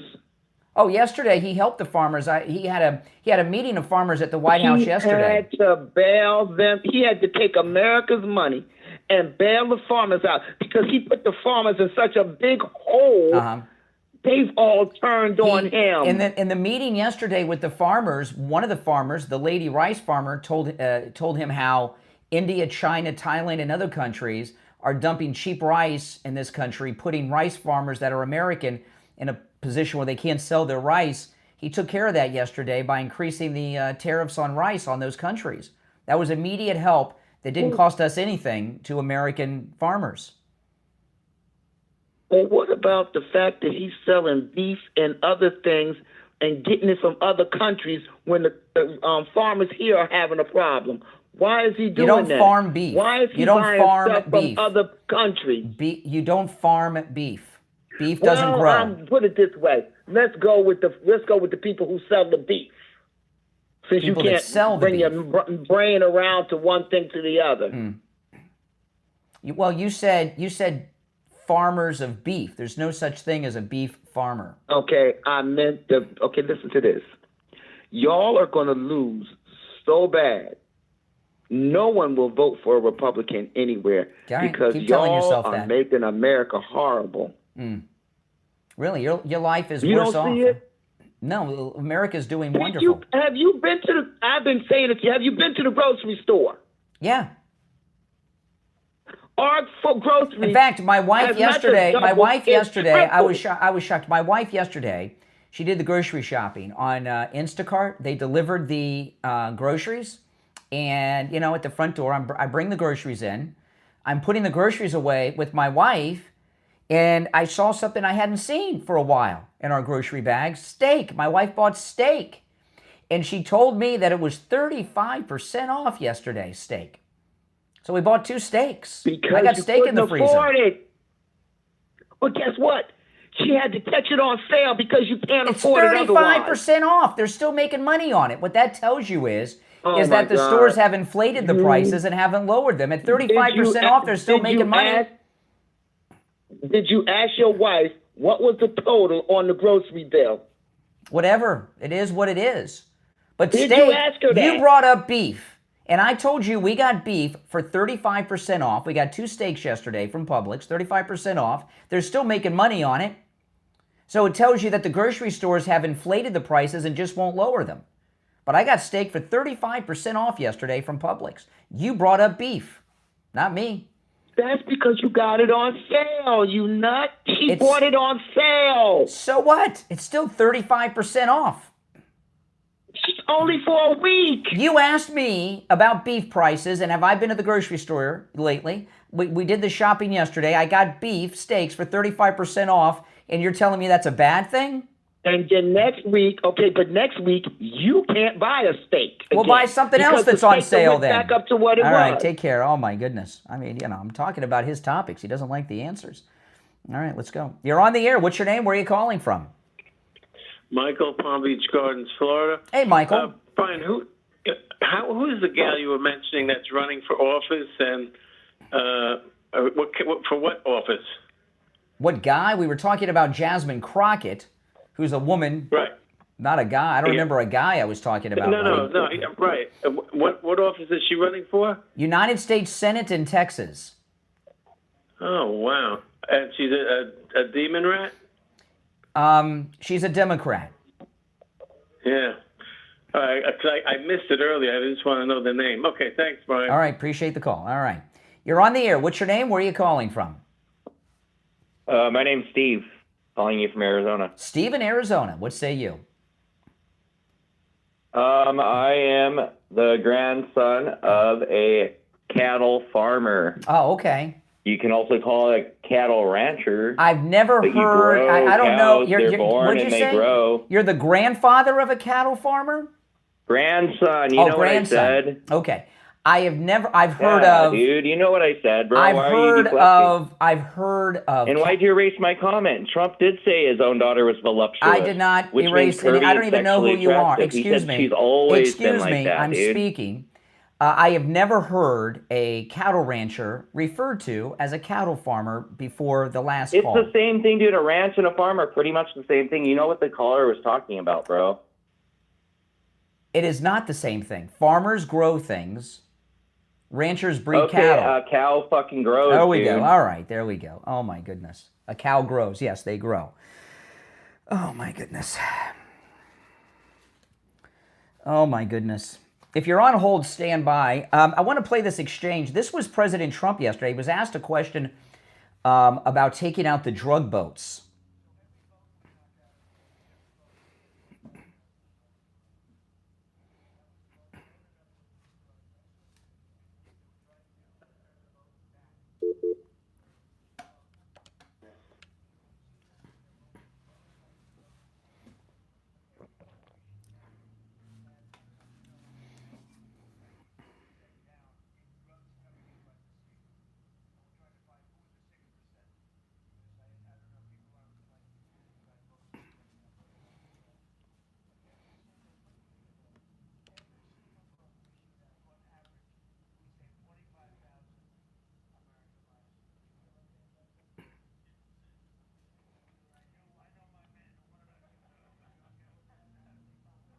Okay. Yeah, about 25,000 lives saved every time they take out one of these boats. Oh, my goodness. Boy, oh, boy. And he's surrounded by farmers that he's helping. So while all these people are calling me up concerned about has anyone ever heard of a cattle rancher referred to as a cattle farmer before? I've never heard that in my life. Now, you can both breed cattle and be a farmer. You can do both, but oh, boy, I tell you. You're on the air. What's your name? Where are you calling from? Hey, I'm Paul. I'm from New Hampshire. It's funny. I was just going to send you a message, but hold on a second. Let me. Well, you got me now. Hey, what's going on, brother? How are you? Not much. How are you, by the way? I'm doing well, thank you. I kind of lost the train of thought here with what you're talking about because I've been on hold for a little while. Okay. So I don't know. You can ask me a question, or I can ask you a question. Why would I? Who are you? What am I? Did somebody schedule an interview with you? Why would I ask you any questions? Some random guy calling me that said nothing. Are you a conservative or are you a liberal? What are you? You're wearing a Trump hat. Are you? Well, you're watching me online. I'm wearing a hat that says Trump 2028. What do you think that means? That means you're a conservative, but usually I don't. You know, I do a podcast myself, by the way. Oh my goodness. I get attacked a lot, and now I feel like I'm What do they attack you for? Being terminally boring? Wow. Okay. Yeah, really. So why are we blowing up drug boats? There you go. You want to talk about it? You think you're smart? Now, before I respond to your just random throwing something out. No, you were the one ranting. Excuse me. Pal. When I call your podcast, you can control the direction of the program. You called me. You're here, so you know. Yeah. You said you're a conservative, but you're opposed to taking out the drug cartel boats. Is that true? Is that what you? Oh, fuck yeah. Okay, there we go. Oh my goodness. We're on a roll today, friends. We are on a roll. Callers on hold, stand by. You're listening to the Steve Kane Show. You know, there's one of our engineers at the radio station is an old-time radio guy from like the 70s and 80s, you know? And, and that's kind of my era of radio. I grew up listening to these guys on the radio. Yeah, I told you guys, I used to listen to Steve Kane when I was in high school, you know, and I grew up listening to these guys on the radio. And our engineer, he's an old-time radio guy, and if you heard him, you wouldn't believe he's an engineer listening to his voice. He has one of those classic radio voices. And we were talking one day about all these people like this guy that just called who claimed to be a podcaster. He said, it used to be, you know, broadcasters, it was an art form. Now, any no talent can get a USB mic in their bedroom and call themselves a broadcaster, but they lack something, and that is talent. All right, if you're on hold, stand by. We're going to take a break. We'll be back. It's the Steve Kane Show, Florida's longest running radio show. There's one opening on the board at 1-888-465-2631. 888-465-2631. We'll be right back. My goodness.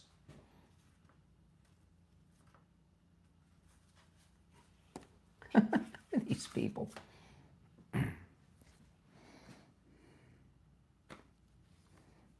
All right.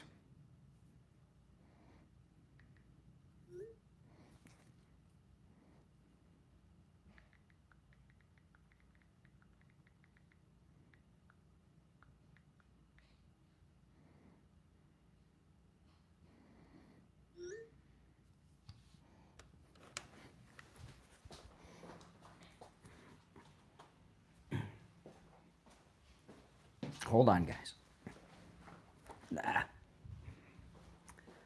I really need an assistant. Okay, I got time.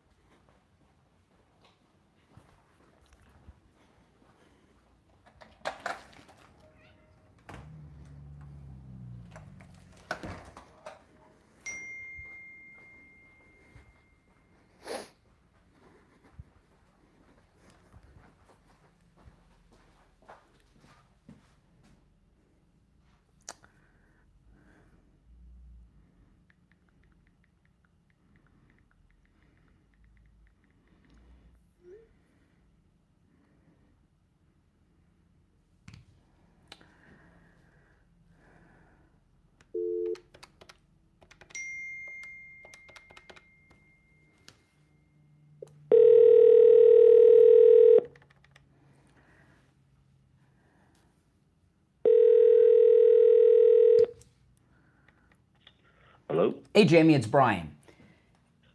Hold on, Brian. Hey there. We're a little behind schedule. I'm going to put you on hold. We got about 2 minutes, and then I'll be when I say hello to you, we'll be on the air. All right? Hold on.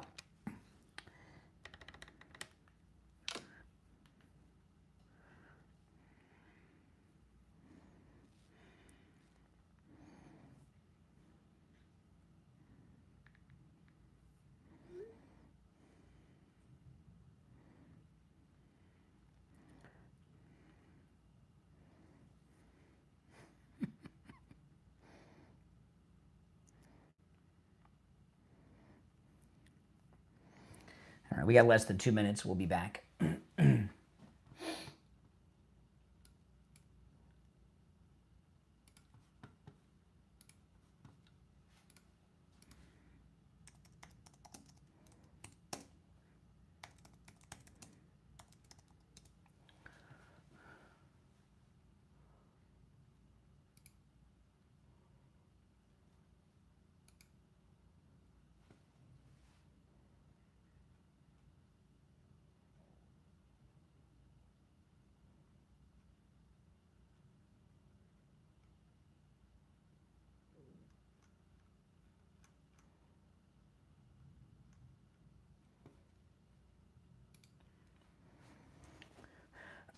We got 1 minute.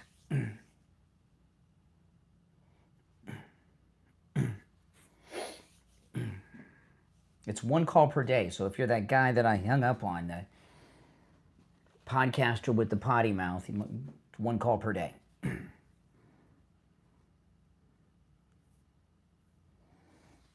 30 seconds.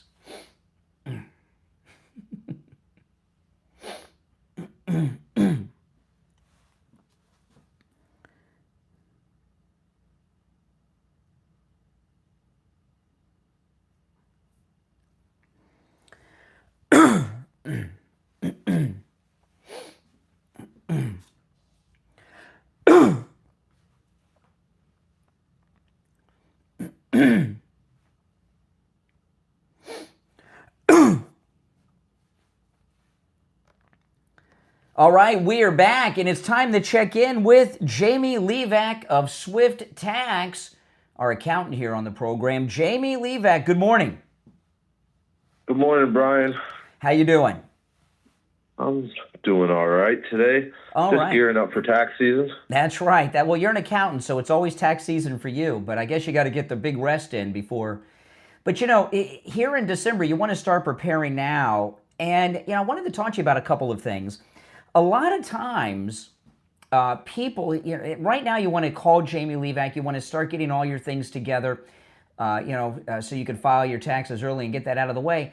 But a lot of people, they don't have all their documents, right? All their 1099s, their Ws, whatever. You know, if somebody cannot find or does not have all of their tax documents, how can they do their taxes? How can you help them with that? Of course I can help them, Brian. A lot of times people don't have documents because sometimes they mail out W-2s and 1099s. And if it's a smaller company, you will only ever get it once. And if you don't have that original document, it's kind of hard to file your taxes. But I have an opportunity to call the IRS directly. I have a line where I can get somebody on the phone in a matter of 20 minutes. And basically I can request all the transcripts needed for you to have a copy and for me to have a digital copy. That way I can instantly start working on anything that I need to. Yeah, you know, and so many of these documents come in the mail, and since people don't really use mail anymore, a lot of times people probably throw them away with the junk mail and don't even realize it. Yeah. Yeah, I see that happen all the time. The main thing is that even if you claim to have all the documents, sometimes there are missing documents. So I do like to reach out to the IRS and make sure that I have everything on my first consultation. But you and I were talking off the air, and which is, by the way, amazing, guys, okay? I mean, this is the kind of concierge service you get with Jamie LeeZep at Swift Tax. I've never heard an accountant say they're going to go out of their way and make sure that you have all your documents without you. You may think you have all of them, but Jamie LeeZep from Swift Tax is going to make sure you do. Now, you were telling me off the air, and this was an amazing thing. There are people that owe taxes for past years, okay, for whatever reason. And you told me you can actually go back to past years, and maybe they don't owe that tax. Maybe they don't owe any taxes for these past years, or maybe they owe a lot less. How do you help people with that? I'm so glad you asked, Brian. So, for example, let's say our last year's taxes, we were not satisfied with how much I received back in my return or how much I owed. If at first glance, when I'm looking at a 1040, I could see missed credits, the first thing I would suggest, well, let me go back, amend the previous year's return, and see if I can get you more money back and or a lower tax bill. Yeah. Now, the first question most people would say is, does this cause any red flags? And no. If you're amending a return, you can amend a return as many times as you would like. There's no red flag. The word red flag gets thrown around a lot, and I feel like people don't really know what a red flag is. A red flag would be an error where a miscalculation or submitting a form that does not pertain to you. Mm-hmm. Those would be things that would be considered a red flag. Or not having all the documents and you file, which you take care of that before they file. So that's amazing. So people can owe back taxes, and you can go back and amend those returns, and maybe they'll end up not owing any taxes. Yes, and that's the idea. The idea is I can save you money. Let me start saving you money by going back to the most previous year that you were unsatisfied with, mm-hmm. and let me apply the strategies that moving forward we will be applying to your account. This is amazing. Now, you guys got to understand, the entire tax code has changed with the big, beautiful bill, and that's why you want to call Jamie Levac at Swift Tax. Maybe you've never had an accountant in your life. You want to call Jamie Levac from Swift Tax. Maybe you have an accountant and you're not happy with them because you're owing taxes. You think you shouldn't owe taxes. Maybe you think you should get a return. Call Jamie Levac at Swift Tax. Now, there's another thing I want to mention.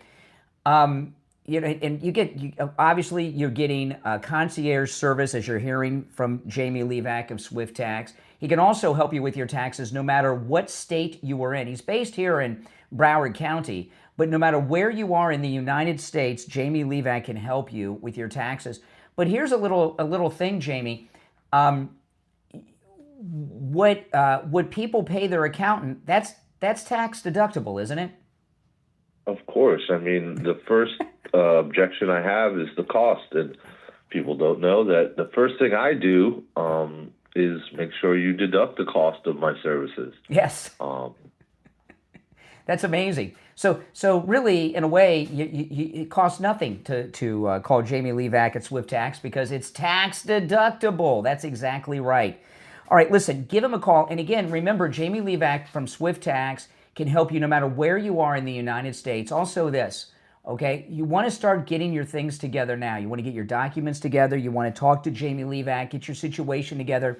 So right after the first of the year, when we enter that tax season, you are ready to go. And if you're getting a return, that means you're going to get your return early. His number, 954-773-1587. That's 954-773-1587, 954-773-1587. All right, Jamie, we'll talk soon. Sounds good, Brian. All right, take care. Give him a call. Jamie Levac at Swift Tax, 954-773-1587. All right, back to the phones we go. All right. You're on the air. What's your name? Where are you calling from? You're on the air. Once, twice, you missed your chance. You're on the air. What's your name? Where are you calling from? Hey, Brian. My name's Mike. I live out in North Georgia. All right. What's up? Oh, I just wanted to talk about this whole beef thing that you guys were talking about because it's ridiculous. Well, I got steaks yesterday. My wife did on the Instacart from Publix here in Florida. You have Publix in Georgia. 35% off the steaks. Pretty good deal. Yeah, it's a pretty good deal. But here's the thing: these people are failing to understand. When you grow a cow and you process when it, you grow a cow, and you send it off to the. All right. I mean, my goodness. Do you see how liberals are? I mean, we're living in George Orwell's 1984, where they're changing the meaning of words and phrases and such. And you know, President Trump says something that's so true. Democrats always stick together. So you notice what's happened? We had that one idiot. Who was it? Jay from Jersey talked about growing cows or cow farmers or something. Now all the Democrats are trying to convince us that there are cow farmers. Oh boy. You're on the air. What's your name? Where are you calling from? How you doing? My name's Rich. I'm calling from Cape. All right, My Rich. name's Rich. I'm calling from Cape Cod, Mass. All right. What's up? People's Republic of Massachusetts. Yeah. Did you hear about what Haley did with the Lamar Cook guy? Got busted with kilos of cocaine. I'm having a hard time understanding you, but try again. Yeah. Something about kilos of Did you hear cocaine. what, Maura Haley, her assistant, got busted with a couple of kilos of cocaine trying to sell it. I don't even know who that is. Delivered right to the State House. I don't even know who that is. Maura Haley, the governor of Massachusetts. Oh, the governor of Massachusetts. Oh, okay. Oh, well, that's not good. Yeah, I wonder if that has something to do with it. Like, we voted in Massachusetts to have an audit of the books in Massachusetts, you know? Mm-hmm. You should be able to walk in there as a citizen and say, I want to see these books. And they have to bring you in and show you the books. She won't let anybody audit the books because I'm afraid they're going to find something like Minnesota found out, you know? Well, you know, cocaine is doing. probably more profitable today than ever since President Trump is taking out these drug cartel boats and he shut down the smuggling at the southern border. Cocaine and fentanyl are in short supply in this country. Yep. He just got back and there's none of it. It's not being broadcasted in the news or anything. That should be like a top story. You know? I'll look into it. Hey, thanks for the call. All right. You're on the air. What's your name? Where are you calling from? Hey, Brian. Good morning. It's JJ from Mass. Hey, JJ. You know, been listening to, I guess Big Mike could have been a contender. I think Jersey Jay should run for Senate. And the Texas caller that you have, I got to tell you, I think that guy is gold. He's about as complete of a nut as you can get. Yeah. And we've got this new group of people that are listening to the program, these cattle growers. Cow growers, yeah, Yes. the cow growers. That's going to be a new political political party. Yeah, I think Jasmine Crockett. I mean, listen, Jasmine. We got 10 seconds. When she's playing the college grad, it's Crockett. But she's basically playing get the cash. That's what she's playing. Exactly. All right, we got to run for the top. Thanks for the call. Oh, man, yeah, the cattle growers are out there. It's the Steve Kane Show. Back after this.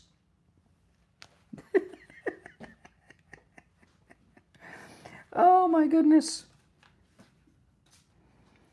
Oh, my goodness.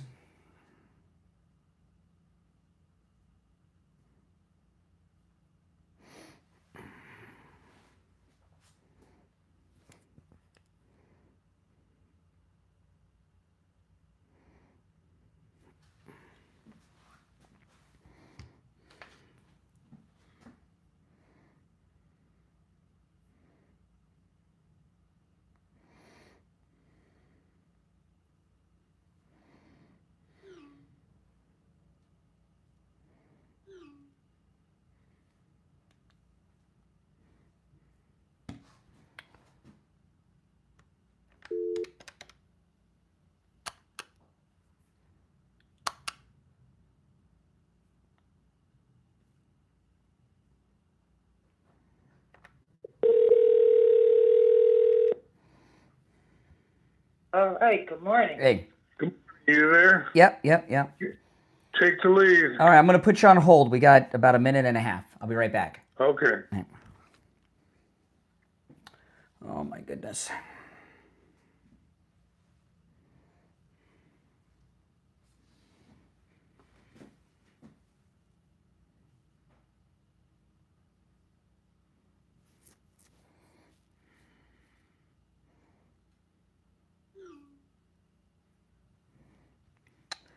Okay. No. Ugh.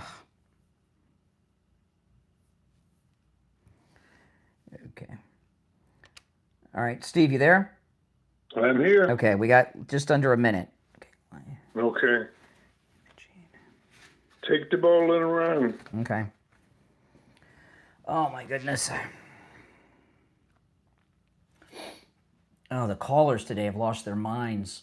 Oh, my God. I was going to say something in the water.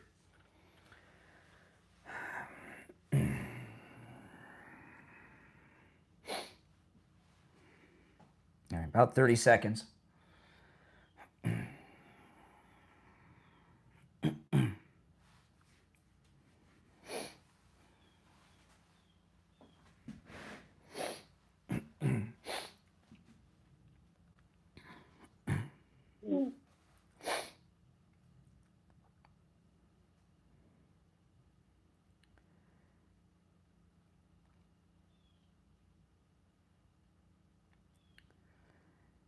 All right, we're back. It's the Steve Kane Show. I'm Brian. Steve Kane is here. The 8 o'clock hour has begun.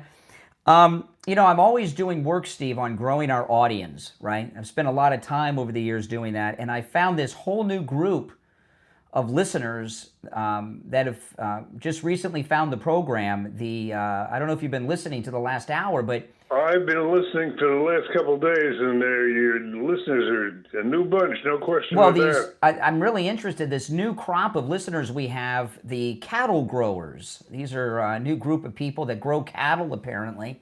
Never heard I heard the guy. Oh, my good. You know... I don't know what he's growing, but I'm more interested in what he's smoking. Well, there was a whole rash of them. Jay from Jersey was the first to bring up this new, I guess maybe it's one of those new AI inventions that President Trump is bringing to America. I don't know, the growing of cattle. You know, this is a great day. You know, I began the show. We just got the entire country was just given a big Christmas gift. At least the MAGA wing of the country. And that, of course, is Jasmine Crockett's announcement that she's running for the United States Senate in Texas. This is it sounds too good to be true, doesn't it? No, she announced it. She had that bizarro commercial. I know. She went on CNN in her regular voice and everything else. This is the thing. She's with the redistricting in Texas, which all these redistrictings have been held up by the Supreme Court. And it looks like Trump's going to win pretty much everything in the Supreme Court. The Supreme Court was sounding pretty good with Steve, he's on a roll, no question of that. Yeah, see, Jasmine Crockett, she no longer has a congressional district, right? Because of the redistricting. So she's running statewide in Texas now for the Senate. She has never gotten or asked or tried to get a single non-black person to vote for her. Ever. So she's new in Congress. She replaced, oh boy, I forgot her name.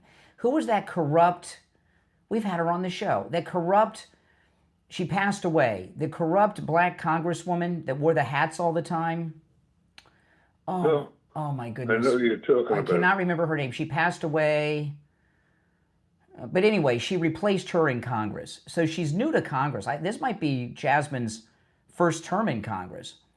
But she's been spreading this message that white people are all racist. She not only supports DEI, didn't earn it, she supports critical race theory, which promotes the bizarro idea. Yeah, she's a wacko. She's a wacko lefto. Yeah. Sheila Jackson Lee. She replaced Sheila Jackson Lee. Thank you to the person who told me that. Sheila Jackson. Yeah, we had her on the air once. Total nutcase.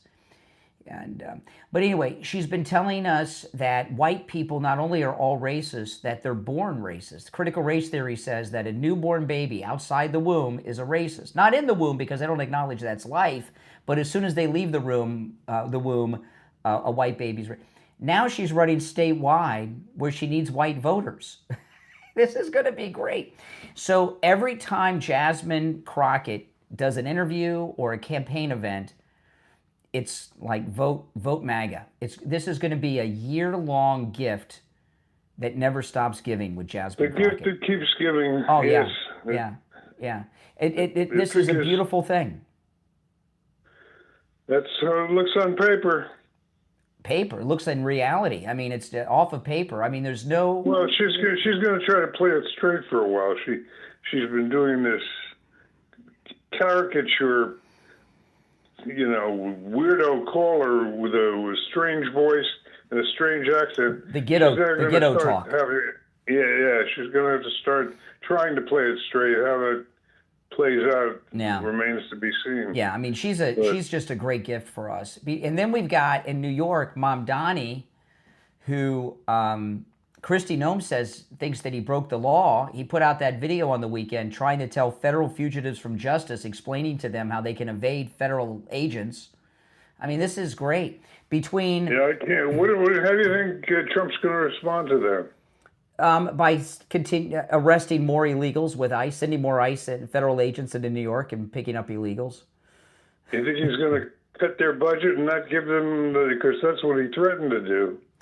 I don't know if he'll do that. I think he'll just go in and do more arrests and let him, it'll just inspire him to do more arrests. And the other thing with Jasmine Crockett, her position has been that rounding up the illegals is criminal.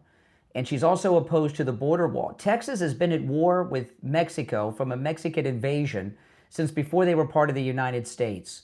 So she basically wants to surrender the Alamo and the rest of Texas to Texas. Right. This is going to be great. The only thing I'm trying to figure out with Jasmine, and maybe Steve, does she know that her campaign's hopeless and she's just running to stay in the public eye, or does she... She's not just running. All these guys, I come to realize it now, is this pre-election period is upon us. A lot of these people, this is just their opportunity to make some money. The campaign is a money-making operation for them, and they go in and they get handled by people that know what they're doing, and it's to have a successful campaign. It's not they intend to win. They know they can't win, but they know how to cook the books so they can, emerge at the end of the campaign a losing candidate, but nonetheless with a couple of $100,000 in their bank account. Yeah. That's what it's all about. You can make a good living running for office and losing. We know people who've done that. Yeah, don't mention any names, Steve. Okay, I don't want to. Yeah, you know who I'm talking about. I know exactly right? who you're talking about, but don't mention their name. I don't want to inject them into our life. Which that'll do. Ron DeSantis, with all the problems I have with Ron DeSantis, he's doing all kinds of great stuff as governor. It pains me to say it, because I don't trust him after he lied to President Trump and all that stuff. But, he designated an organization that we used to have on the show from time to time as a foreign terrorist organization, CARE, the Council of American Islamic Relations. That's correct. What was the guy's name who our contact from CARE? We're trying to remember. I can't remember. We had this guy on. We had CARE. Steve had you had a crazy idea. After 9/11, you wanted to, people forget what 9/11 was like, okay? It was, everybody knows what happened, but hold on, Steve. I'm going to answer these phones coming in. But I want to tell people. The guy's name is Waleed Ferris. No. Maybe. I think he was with another group. We used to have him on the show too, another Muslim Palestinian. Maybe that was his name. But you had this idea after 9/11 happened. I don't remember what day of the week 9/11 was. But I remember it was the weekend. You called me the Saturday after 9/11. Does anybody know what day of the week 9/11 was on? You called me the Saturday after 9/11 and said, we need to bring some Muslims on in studio to show people not to be afraid of Muslims. So I called a mosque, and they answered the phone on Saturday. And we had that imam in. I've talked about that. But we were the first to interview someone from CARE, the Council of American Islamic Relations. I never heard of them before. And the imam turned me on to them. And we had this guy in.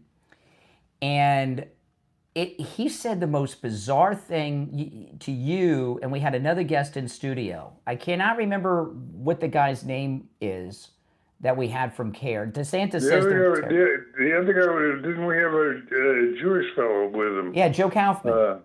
Joe Kaufman. No relation to Joyce Kaufman.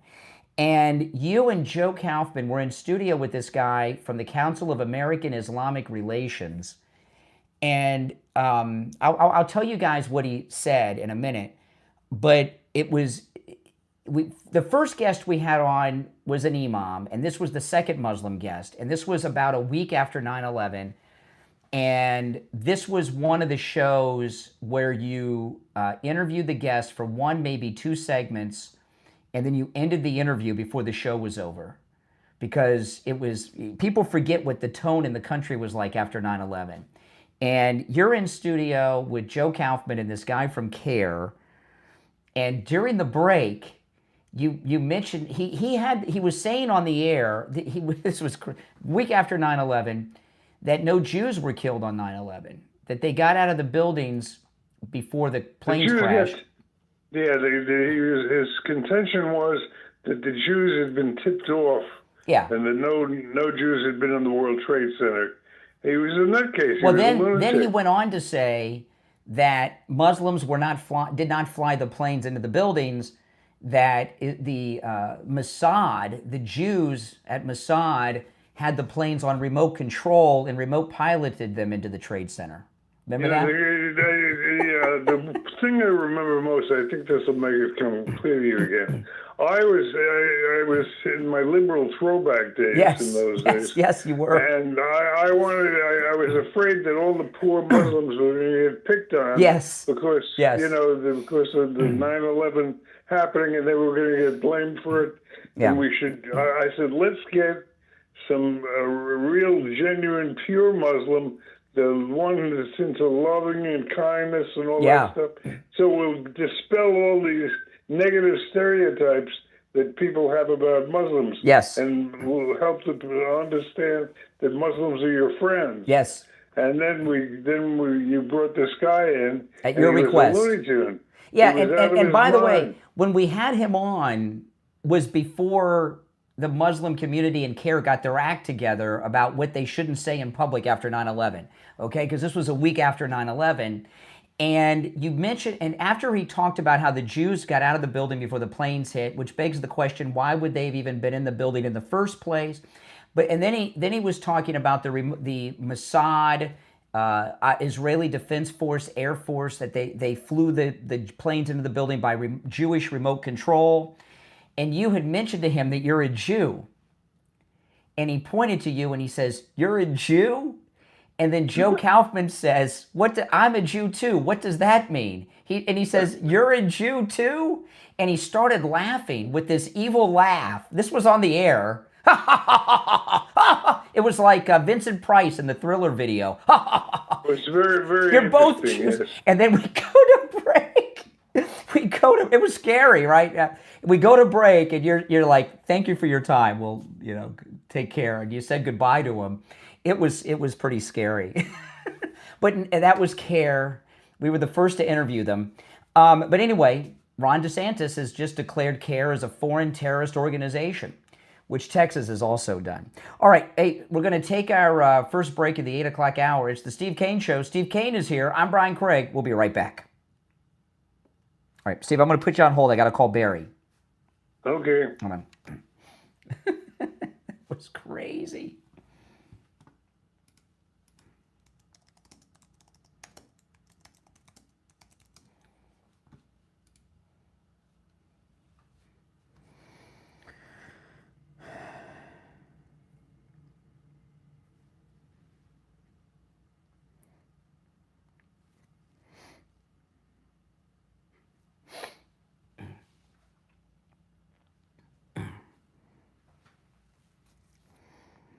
All right. If you're on hold, stand by.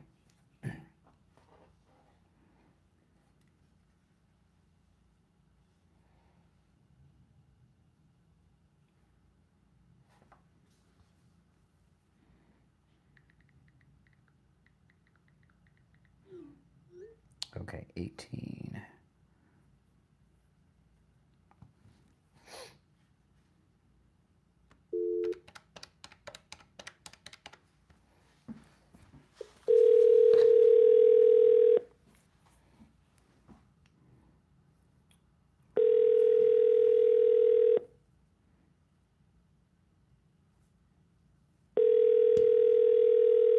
Uh-oh. Not answering.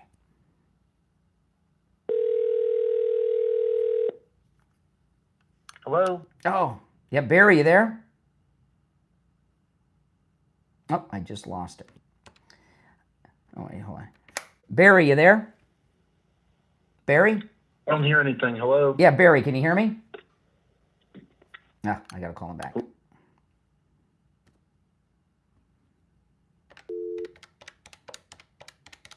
Because I hung up at the time that he was answering. Hello? Hey, Barry, it's Brian. Hey, Brian. Hey, Barry, we got about 20 seconds. Hold on, I'm going to conference Steve in. All right, Steve, we got about 10 seconds. Okay. Okay. Hey, Steve. Hey. Hello. Here we go. Stand by. All right, and it's time to check in with Attorney Barry Siegel from the Siegel Law Group. Attorney Barry Siegel, good morning. Good morning. How are you gentlemen doing today? Well, we're great. Hey, Barry, how are you doing? I'm great, Steve. How's everything? Good. Excellent. Good to hear your voice. Same here, always. Well, we have 2 seminars today in Wellington. We're doing a living trust seminar in the morning and a Medicaid planning seminar in the afternoon. And I think we're going to have a good crowd for that. With regard to Medicaid planning, the biggest issue with it, because everybody wants to have the peace of mind of knowing that they're not going to spend down their assets on care if they or their spouse need care in the future, because it's very, very expensive. Here's the biggest problem, that people don't understand that you don't have to spend down your assets and go broke. We have tools, we have procedures, we have things that we can do as elder law attorneys that can help people not spend down their assets, protect their assets, and get Medicaid to pay a significant share of the cost of their care.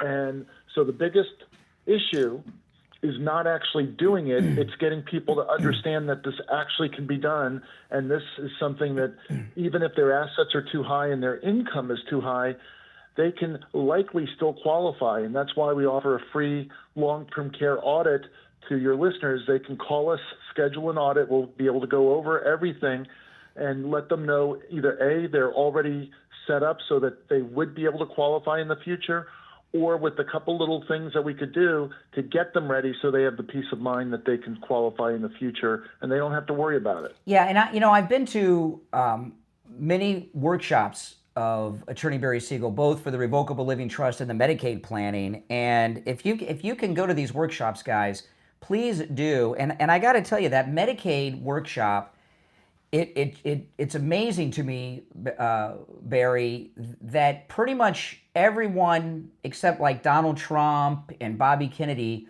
can almost all get qualified for this. It's amazing to me. Barry, in these workshops that you're doing today, do you still have openings for today?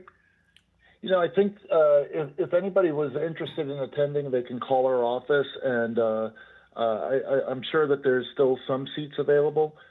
So if anybody does want to attend, they can call our office and get the information. And give them the number, Barry. Well, I'll give out the number. It's 855-FLA-3782, 855-FLA-3782, and online, SiegelLawGroup.com, and Siegel is spelled S-I-E-G-E-L. All right, Attorney Barry Siegel, have fun at the workshops today, and we'll talk later in the week. Have a great day, Barry. Thank you. All right, take care. All right, if you're on hold, stand by. You want to take some calls, Steve? Or sure, why not? Okay, I want to warn you. They've been a little weird today, especially the Democrats that have been calling. All right, let's go. You're on the air. What's your name? Where are you calling from? 855. Good morning, Brian. Good morning, Steve. Good morning. Yeah, turn down the volume in the background. Whatever you're listening to us on, turn that down. Yes, sir. There you go. Good morning. Hey, this is James from Boynton Beach. Mm-hmm. Hey, question. To answer your question is Tuesday, September 11th, 2001. Oh, okay. So I guess it was we had the imam on the Monday after. Oh, so it was 6 days, and the care guy was like the Tuesday or Wednesday after, and then we had another imam, and then you said no more Muslims, Steve. They're causing us. We did it 3 in 1 week. That was it. All right. 3 strikes, we were out. All right. But don't ask Ilhan Omar what day of the week that was or what happened that day or anything. Don't ask her that question. She'll give you some dumbass answer. Okay. Okay. All right, whatever that means. I appreciate the call. They did a great piece on Newsmax. I was watching yesterday, Steve, about Jasmine Crockett's money, right? It came out over the weekend. Her net worth is $30 million. And and they went through this. And I'll just give you what I remember. It was pretty interesting. When she came to Congress, not that many years ago, her net worth was $65,000. She was married. She got divorced. She's on her 3rd husband now. And her $30 million, and this is what surprised me with the Newsmax reporting. A lot of people are saying, well, she married this rich white guy. No. This isn't the one who married her father. No, the brother is what they talk about, the brother. The brother. It's Letitia James that said she was married to her father. Okay, all right. I can't tell your players without a score. Well, all these very strange marriages are, they're happening so often with Democrat women. It's hard to keep them straight. But she's on her 3rd marriage. But this white guy that she's married to now, according to Newsmax, he was not a rich guy when they got married. He's rich now. Okay, he's rich now, but he wasn't rich when they got married. And he's got a venture capital firm and I think a vineyard now. But this is how they do it in Washington. They have their spouses or their kids or their brothers or sisters or son-in-laws or something. They do the business, right? And she was not. She made the money after she married her 3rd husband, which they've only been married a couple of years. And apparently they did this breakdown. I can't go through the whole breakdown because it was so detailed. Do you know that her wealth has grown at a rate much higher than Bernie Madoff's? Right, the big guy, the big scammer, the Bernie Madoff. I mean, she's making money better than Bernie Madoff was. Everybody knows what he was doing with his Ponzi. And I'm watching the press conference with the farmers with the president yesterday, and I don't know what his role is, but they have this obsession that Jared Kushner, Ivanka's husband, the president's son-in-law, Jared Kushner has some role in this Paramount Netflix deal, and they're obsessing over this. Well, how do you go from $65,000 to $30 million net worth in just a couple of years like Ilhan Omar? That doesn't interest them, Steve. Or even, by the way, the networks and the mainstream media are still not reporting the Minnesota $8 billion theft. But Jared Kushner, who I don't know what his role, Jared Kushner is wealthier than the president, right? That has them upset, the Netflix deal. Well, let me tell you, Ilhan Omar is in big trouble, Steve. She is in this next year is going to be a bad year for the Democrats. They got Jasmine Crockett running for the Senate. They got Zohan running New York into the toilet. This Minnesota thing is huge, and all of this investigation into the wealth of Ilhan Omar, things are going south, and they're going south fast.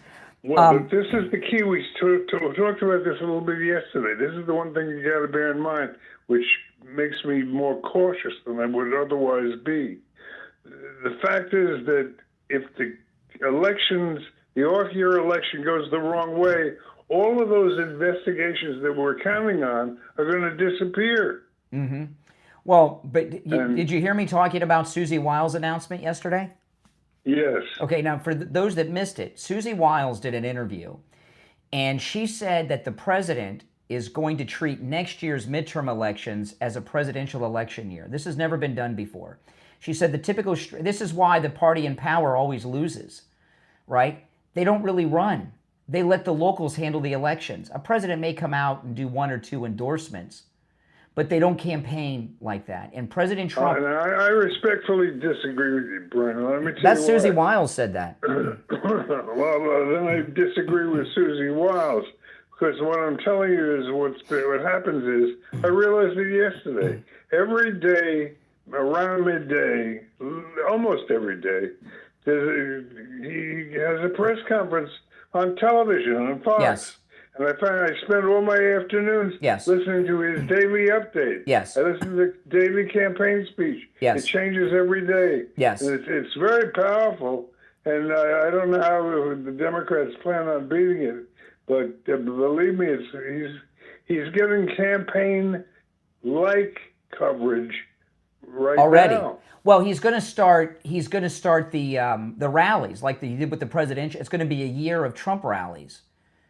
And explain to me what you see as the difference. Did you see the news conference yesterday? Well, he's going to be out there having rallies with hundreds of thousands of people attending them all year long. Dynamic-wise, what is the difference between that and what we watched yesterday in the Oval Office? Because they're local in the areas, in key areas, which generate the base and excite their pep rallies, excite the base locally who go to see him in person to vote. But they're also on the television in your living room every day at 12 The o'clock. rallies will be televised this time because he's the sitting president. So there's not going to be a blackout on these rallies like they do in the past as well. So There's no blackout. Brian, calm down. Please explain to me. Be patient with me. What I'm saying is, what I watched yesterday afternoon from about 2 o'clock to 3:30 every day, yeah. Well, it was the same as a rally. I watched it live from the Oval Office. I was sitting in my living room. I get to watch that every day because of the great saturation campaign they got going. I'm saying that's not new. No, but it's different. It's like okay. It's kind of like with it's not so much this way anymore because the music industry has changed. But like he gave these Kennedy honors to Kiss. Bands used to tour because to sell albums they had to tour. It wasn't enough to get the radio play or even MTV. They had to be there in person to get the fans excited. Going in person and having the rallies gets the locals excited. It's better than the television coverage alone. It's a totally different thing. I want to tell people this though. It's December. December's the deadliest month when it comes to heart attacks. Oh, it is. It's the deadliest time of year for heart attacks, and that's according to the American Heart Association, who keeps track of all these things. More people die from heart attacks during the last week of December than at any other time of the year, with Christmas Day and New Year's Day being the most dangerous and deadly. Wow, that's a sad thing. That's why Life Imaging FLA is offering free heart scans with just a few minimum requirements, valued at $699. When you're over at Life Imaging FLA, make sure you ask them about the full body screening to get that ultimate peace of mind. I've had both the heart scan and the full body cancer screening. One of our listeners called me up last week. He went in for the free heart scan, right? And they found something, Steve. He took the scan to his doctor, and his doctor treated it with some medication. Found he wasn't even symptomatic, and he had a heart issue he didn't know about. But he heard me, and he went over to Life Imaging FLA, and he took care of it. Life Imaging FLA is all about proactive healthcare. They save lives before symptoms even appear. So this December, give yourself the gift of health. Schedule your scan today. Enjoy the holiday season with confidence. Also, if you've got someone in your family that you think should have these scans, call, set it up, take them over there. Life Imaging FLA, they have locations in Broward, Dade, and Palm Beach. Pick up your cell phone, call them, dial pound 250 and say free heart scan. You'll be connected in seconds. That's pound 250 and say free heart scan. Pound 250, say free heart scan. You'll be connected in seconds. We'll be right back. All right, Steve, I'm going to put you on hold. Yeah.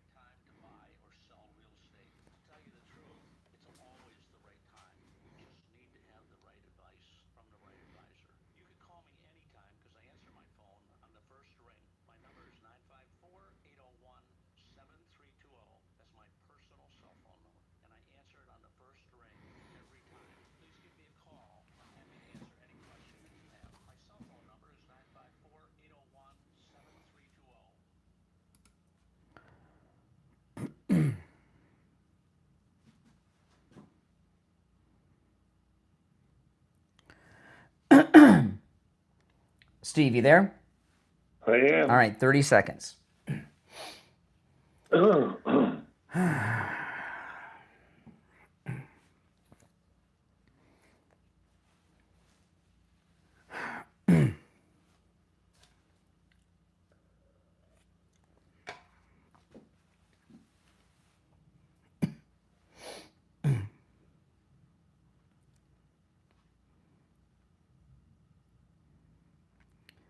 All right, we're back. It's the Steve Kane Show. Steve Kane is here. My name is Brian Craig. Our number 888-465-2631. You want to take some more calls?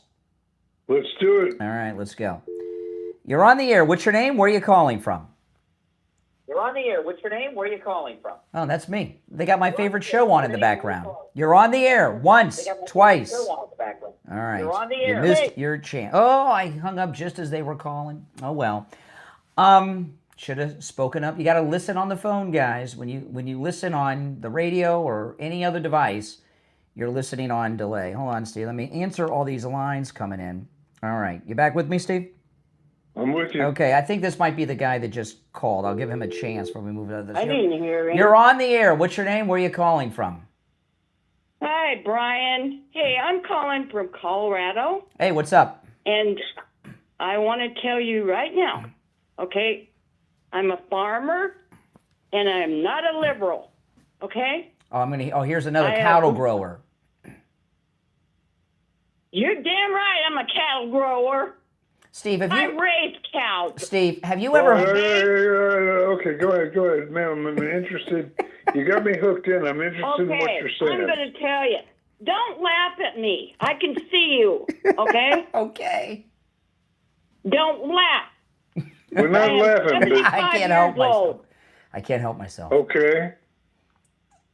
It's a good start. I have lived on a farm all my life. Okay. All right. Okay. So what's the most important thing for us to know? I live on a farm, okay? I raised cattle, I raised pigs, and I eat them. all my life. Oh, my goodness. Don't laugh at me. I wasn't raised on a farm. A ranch, okay? The difference between a ranch and a farm, ranches are thousands of acres, okay? It's good information. Yes. And a farm has less than probably 100 acres, which I live on. And I have raised cattle all my life, and my freezers are full. So tell me something. You bought 2 steaks for 35% off. Correct. Okay? How many pounds are they? I have no idea. My wife did the shopping. They're in the freezer. I don't know. Well, you should look at that, how much a pound they were. What is the relevance to that? When you buy them in the grocery store, they have so much preservatives in them. Right. Ours don't. You that farm that advertises on television all the time? What's the name of your business? What farm? What is it? I have a farm. What's the name of your business? I don't have a name for my business. What's the name of your farm? Okay? What's the name of your farm? I don't have a name for my farm. I live in Colorado. Okay. Goodbye. Thank you for your call. You got to know when to hold them and when to fold them, as Johnny Cash would say. That's Kenny Rogers. That's Kenny Rogers, the gambler, Steve. There is, by the way, a ranch that advertises all over television. Yes. They have these big, beautiful black cows, and they advertise no preservatives. No, they're all raised on natural feed and stuff like that. Mm-hmm. And by the look of them on television, they look delicious. Well, I've never tried one, but they look great. You know, that last caller, if you're a farmer, you have a business, and every business has some type of name for the entity. Of course. So there's no one has a business that does. They may have just an LLC, and it's called Cow Lady Farm. She was flying by the seat of her pants. But Steve, this is an amazing thing. So I get that idiot that call. I don't know. Was it Jay from Jersey or Renee from Harlem? I get those guys confused. I think it was Jay from Jersey. I think they're the same person. No, they're different people, Steve. They're different people. I know they sound alike. They're different people. And he had mentioned something about cattle farming and growing cows. And now we've had this run of calls talking. With this one, we've had 2 people call in. This is the second one, this lady here, who claims to be a cattle grower. And again, I've never heard this before in my life. But it shows that, yet again, President Trump is right. He says Democrats always stick together. One of them misspeaks and says cattle farmer and cattle grower, and now every Democrat that's called the show since, and that was like at 7:15 this morning, are trying to tell us that cattle growing is what you call it. I mean, my goodness. I mean, it's just they stick together even on the well, there's not that many Democrats left, so I guess they figure, Steve, they got to stick together because there's so few of them. Oh my goodness. I've spent time on farms, and you have too, haven't you? When you were young? Absolutely. Yes. You know what I've spent time on farms, I've spent time on ranches. Yeah, I've been on ranches. I've been on farms. You know what I remember most about the farm. I was not a farmer, but I've been on farms, and I did do some work on a farm. It was friends of the family. I've helped slaughter things before, and there was one guy, Steve, I helped. This guy, he had a pig farm. And he would, I'm assuming this had something to do with the taste of the meat. Sometimes he would cut the testicles off of the pigs long before slaughter. I don't know why he did that, but he did it. I helped him do that once. It was weird. But you know what I remember? What I remember. You know what they call it? Do you know what they taking me back to my ranching days? Yes. You know what they call when they castrate a cow? I guess a bull. You don't castrate a cow; it's a bull. Yes. They castrate a bull. You know what they throw the testicles in the branding fire, and you know what they call them when they serve them to eat? What? Rocky Mountain oysters. Oh my goodness! I don't want that. It's pretty good. Why do you do that, though? Because I don't remember why we were doing. I remember the guy. I was a kid at the time. He told me why he was cutting their testicles off, and he did it with like a pocket knife out of his. He pulled a knife out of his pocket, and he would just cut the sack right in the middle. It'd fall out. That was it. That's exactly right. Exactly. I've never seen anything like it. First couple of times I saw that, I didn't eat beef for a while. Yeah, but this was pigs. We did it. And I guess it has something to do with the taste of the meat. It must affect the taste of the meat somehow. Why else would you do that? You want them to breed, right? You want to have as many cows and pigs as possible. But what I remember most about my brief time on farms is the smell of the farm. It's a smell. Oh, that's the smell of crap. Yeah, you can. It's a smell that you can taste. It's so, it's just, and you'll never forget the smell of the farm. All right, Steve. I worked the year I worked on a farm. It was my uncle, my father's brother, had a farm in Madison, New Jersey, and I went out there during the summer to work in the fields. You work a Jew working in the fields of a farm? That's working in the fields, yes. Boy, somebody should have taken a picture. Quite an experience. Yeah. Quite an experience. All right, Steve, I'm going to put you on hold. Our phones are ringing off the hook, but it's amazing. We found out something we have in common after all these years I didn't know. We have both cut the testicles off of farm animals. Yep. Isn't that something? By the way, did you eat those oysters, whatever you call them? Once. Oh, my goodness. No, I've never eaten testicles that I know of. All right. I'm going to put you on hold, Steve. If you're on hold, hang in there. I'm guessing we got a bunch of cow growers on the line. I don't know. We'll find out after the Gold Report. All right. It's the Steve Kane Show. We'll be back after this. I mean, what's going on with these callers? Let me ask you, give me an honest yes or no. Have you ever heard of cattle growers or cattle farmers before?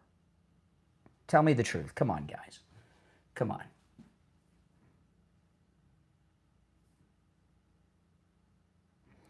All right.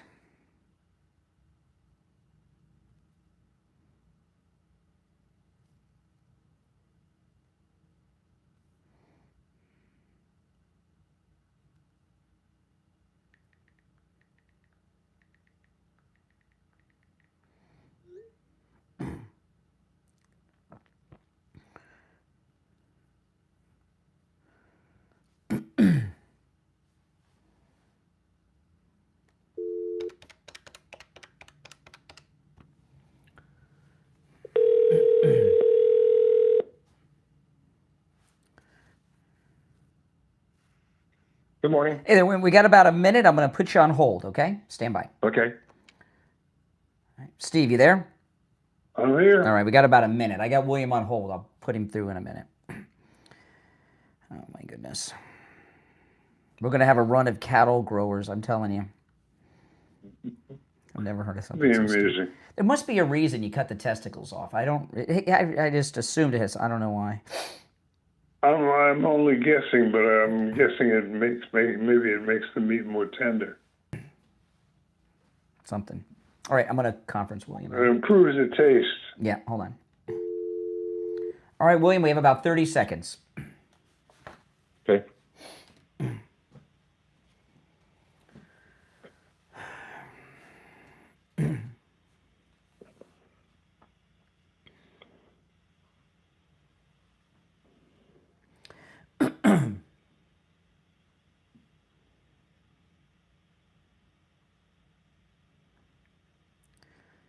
We're back. It's time to check in with William Youngerman from the offices of William Youngerman Incorporated in Boca with the Morning Gold and Precious Metals Report. William Youngerman, how the metals looking?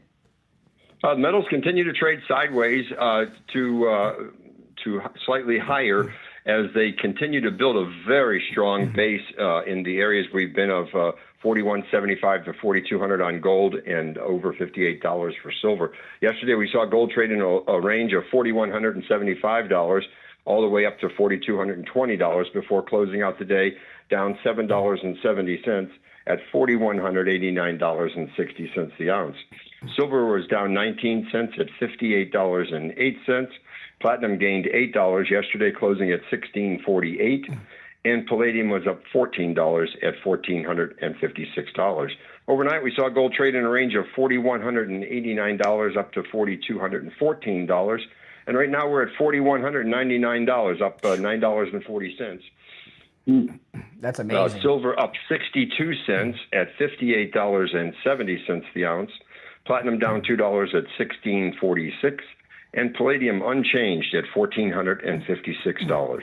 Wow. So the markets are doing just really fine, still in the strong base building process and giving us a nice opportunity to pick up metals at reasonable prices Absolutely, right now. Absolutely. And, you know, one thing, William Youngerman, that you do that is very unusual in your industry, and I like to talk about it every once in a while because I think it's important, and maybe give us some more detail on this. You will buy back anything you sell. Can you talk about that?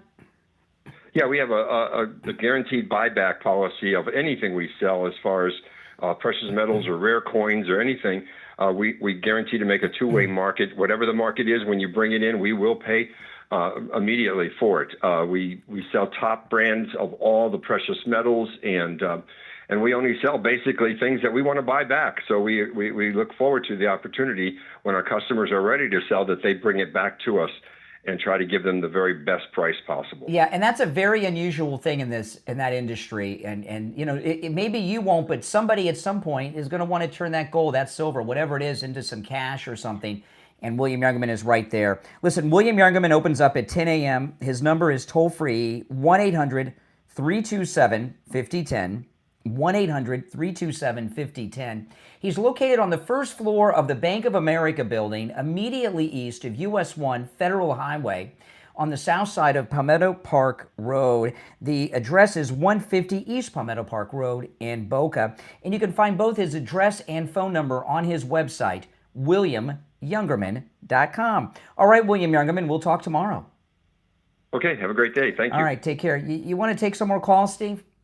Sure, let's do it. I just have a suspicion. We've just got the cattle growers of America have put our number out there. We're going to hear from. I'm expecting to hear from more cattle growers, which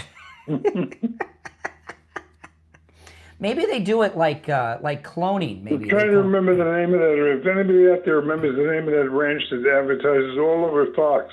I don't know. You see it shows all these black bulls romping in the fields. Okay. It's an impressive commercial. Okay.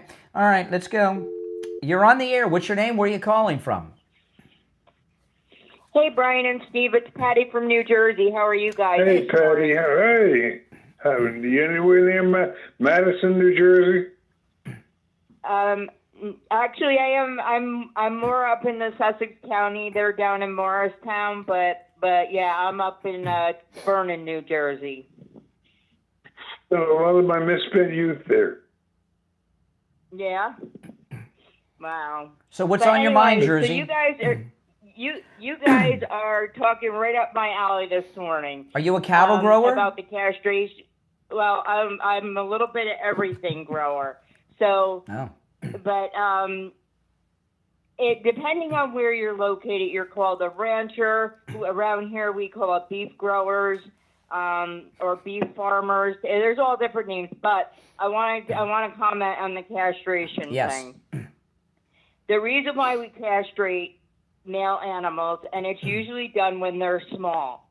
All right, when a baby pig is born at about 6 weeks, we take them, we turn them upside down, we rub turpentine on them.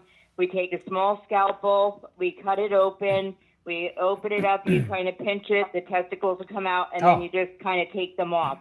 The other thing is on a baby goat, we'll do what they call banding. So when they get to a certain age, you have a tool that will actually put a big rubber band, and it's the same for cows. But what do they accomplish by doing this? Okay, the reason why you do it is number one, behavior. All right, your bulls, your bucks for your males, your male pigs can become very aggressive.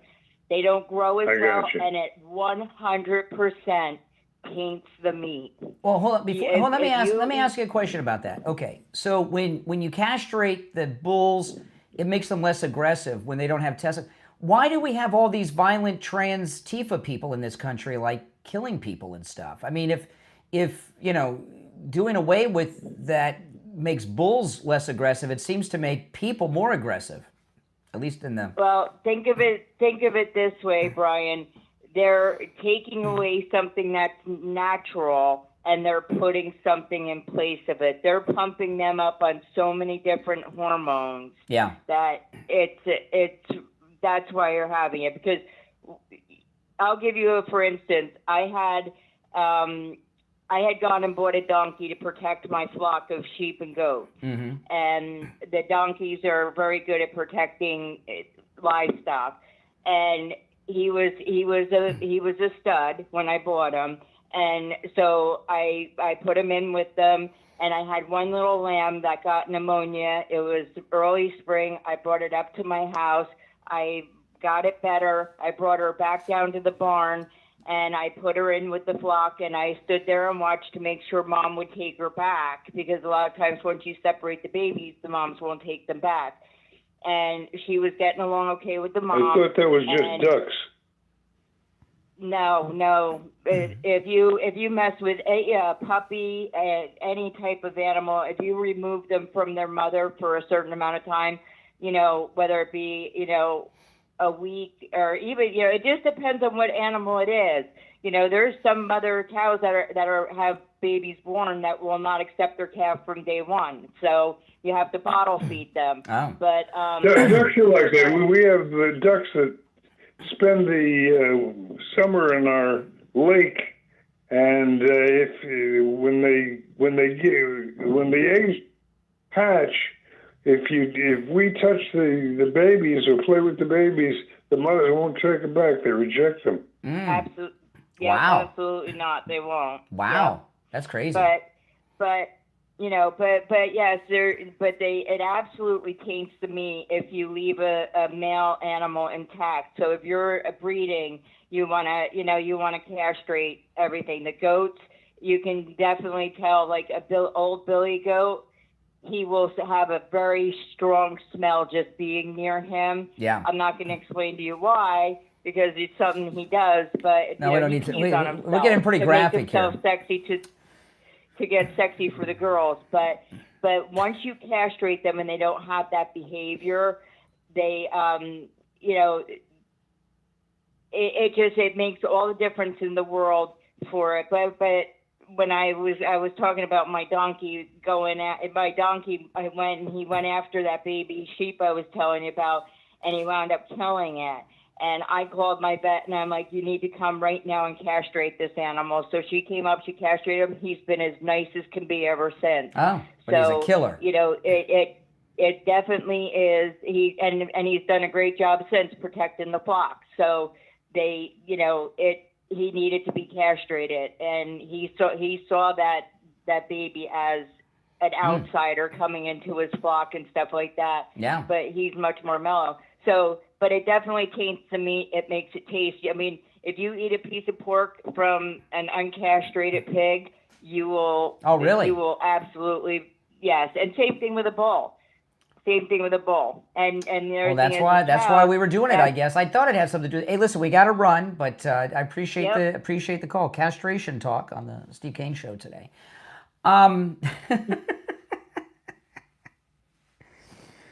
But it does have an opposite effect on humans. They get all aggressive and do mass shootings and stuff when you do all that stuff to them. I don't know. I want to talk about Coastal Weight Loss Secret. Coastal Weight Loss Secret, I went to them in January, and, we still have time for you to lose weight before that New Year's party, maybe even your Christmas event. Remember, I lost 25 pounds in 3 weeks. Coastal Weight Loss Secret's amazing. And, what I love so much about it is not just that I lost weight, that's awesome, is how much better I feel since I've lost weight. I cannot believe how much more energy I have, Steve. It's amazing. And I didn't realize how overweight I had gotten. But I have a lot more energy, not as tired as often. I sleeping better, going on, longer each day because I guess I'm not carrying around all that weight. I've lost over 35 pounds. Coastal Weight Loss Secret can help you no matter where you're located in the country. We've had listeners from all over the United States call them. Even if you're local and you can't make it into the office, that's okay. Give them a call. The number's 561-247-6300. 561-247-6300. And online, coastalweightlossecret.com. Give them a call and schedule your no-charge consultation. Well, I don't know if we can get back on track after all the castration talk, but I'll tell you this, Steve. The Democrat Party has been castrated. I mean, they're a loser party right now. I mean, we're moving in, we're ending this first year of Trump's glorious second and non-consecutive term on top of the world. And you're right about those, what I call it, Steve, is there's an afternoon news cycle with President Trump every day. Every day around 2 or 3, he introduces a whole new news cycle. Yesterday with the farmers, I was expecting the farmer thing to be kind of uneventful, but he did a great. Did you see that? Did you see him taking questions from the press in that yesterday? Absolutely, it was fascinating watching him. That idiot. It was a news conference. That idiot that asked him about the Republicans retiring, he's like, "Why aren't you asking me about the Democrats that are retiring?" It was great. It was great. And then she finally says, "Well, I was just prepared to ask about." He says, "No, you're not prepared, or you would know." By the way, it's 13 Democrats are retiring. 13 Democrats, I believe, are retiring. Might be 17, whatever it is. I wasn't asking the. Believe me, if I would, what President Trump does with those reporters is what their editors should be doing, right? Their editors should be preparing them when they go to talk to the president. You've got to be prepared, and that reporter was caught so off guard by that. No one is prepared for Donald Trump. No. But what he pointed out was really good. I mean, it might be 17, Steve. I think it's 20. I could be wrong, okay? But I think it's about 23 Republicans and 17 Democrats are retiring. okay? And some of our Republicans that are retiring from very safe Republican districts, so we don't have a problem. The Democrats, on the other hand, most of their people are leaving because they can't get reelected.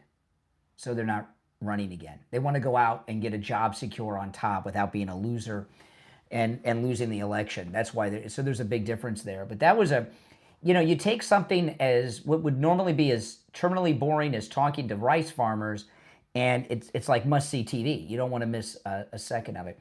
Well, listen, that's all the time we have for today. You're listening to Florida's longest-running radio show, The Steve Kane Show, on the radio since 1977. Steve Kane, of course, has been here. My name is Brian Craig. I'm trying to remember the name of that guy we had from Carol. It wasn't Ferris. That was another guy. We used to have him on, too. Waleed Ferris was... Maybe you're right. I'm going to look it up. You might be right. It is. It is. It was Waleed Ferris. Okay. Maybe you're right. Maybe you're right. The guy that said, "You're a Jew too?" Oh, I couldn't believe it. It was really creepy. It was really creepy. All right, guys, that's all the time we have. It is the Steve Kane Show. Steve is here. I'm Brian Craig. We'll see you tomorrow at 6 a.m. Thanks for listening. All right. I'll talk to you later, Steve. All right, take care. Steve's already gone. Hey, everyone. Thanks for watching. Great show today. If you're new, make sure you subscribe. And if you're already subscribed, do me the favor of liking the video. And if you could share the video on your socials and let more people know about the program, that'd be great. Thanks for